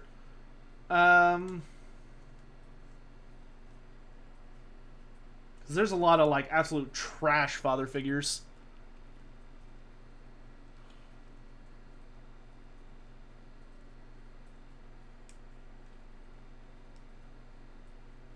No, dude, Vlad. No, I would not pick Vlad. Vlad was not a good father. Vlad was a good husband, but he was a terrible father. Karl Franz, I don't know, dude. Karl Franz has a son, and there's some shit going on between the two of them. Like, Karl Franz banished his son. And we don't know what that's about. Ungrim? No. I wouldn't want to pick Ungrim as a dad, because then I'd have to take the Slayer Oath immediately. Azhag? Nope. Azhag's basically got a hardcore split personality disorder. Not a great dad. Mazdamundi? Nah, he sleeps too much. Mazdamundi would be a deadbeat dad. King Lewin? I think King Lewin would make a pretty good dad. Sigmar? Nah, Sigmar had 2 sons. He was also a deadbeat dad. Oh, yeah, Lewin also had a son that things weren't good with, so never mind, Lewin would be bad. Yeah, a lot of... Being a father is hard, guys. Toddbringer? No! If I pick Toddbringer, then that means I'd get killed by Kazrak. Sigvald? No, not Sigvald. I think Sigvald would murder any sons that he had. Lest they compete with Slaaneish's authority. Felix? Nope, Felix's kids died because he wasn't home. The Red Duke, but somehow not insane? Well, then it wouldn't be the Red Duke at that point. Grombrindal? Nah, he wanders too much. Tyrion? Well, yeah, I think Tyrion would make a pretty okay dad. Tyrion was a pretty invested father, and he did get pretty... Tyrion literally burned the world down. He was so mad that his daughter died. So yeah, I think Tyrion would make a pretty good dad. Cetra? Nah, dude. Cetra literally killed all of his own kids. Cetra massacred all of his children just because he wanted to show the gods how hardcore he was. Cetra was Cetra was so up his own ass. He was a horrible father.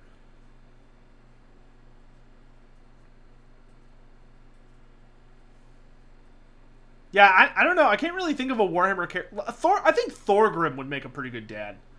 I feel like Thorgrim would be really, really, really hard on you and expect everything of you, but he would also be like a genuinely compassionate father. And your odds of being randomly killed or captured seem relatively small in comparison.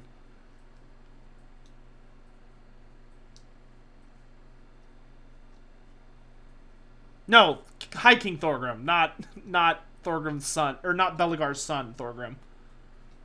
Teclis? Nah, no. No, Teclis would probably make a shit father. Anarion? Nope. I would not want an Anarion for a dad. That's way too much pressure. And also, you have the Curse of Cain in your system, which is no bueno.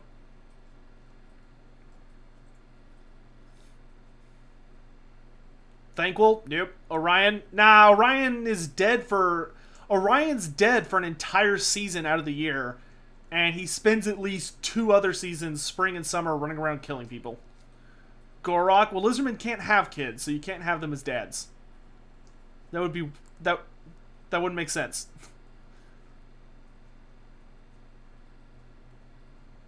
Boris Ursus? Boris Ursus would be pretty bitchin' to have for a dad. Kurt Helborg? Nah.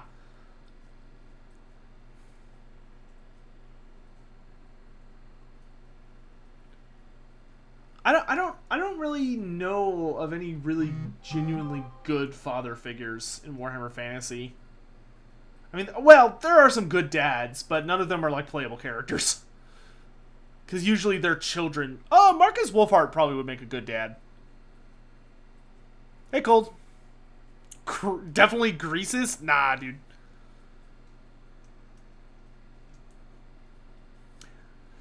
Alright, guys. Diedrich Kastner. Dad, quit burning the world down. Alright, dudes.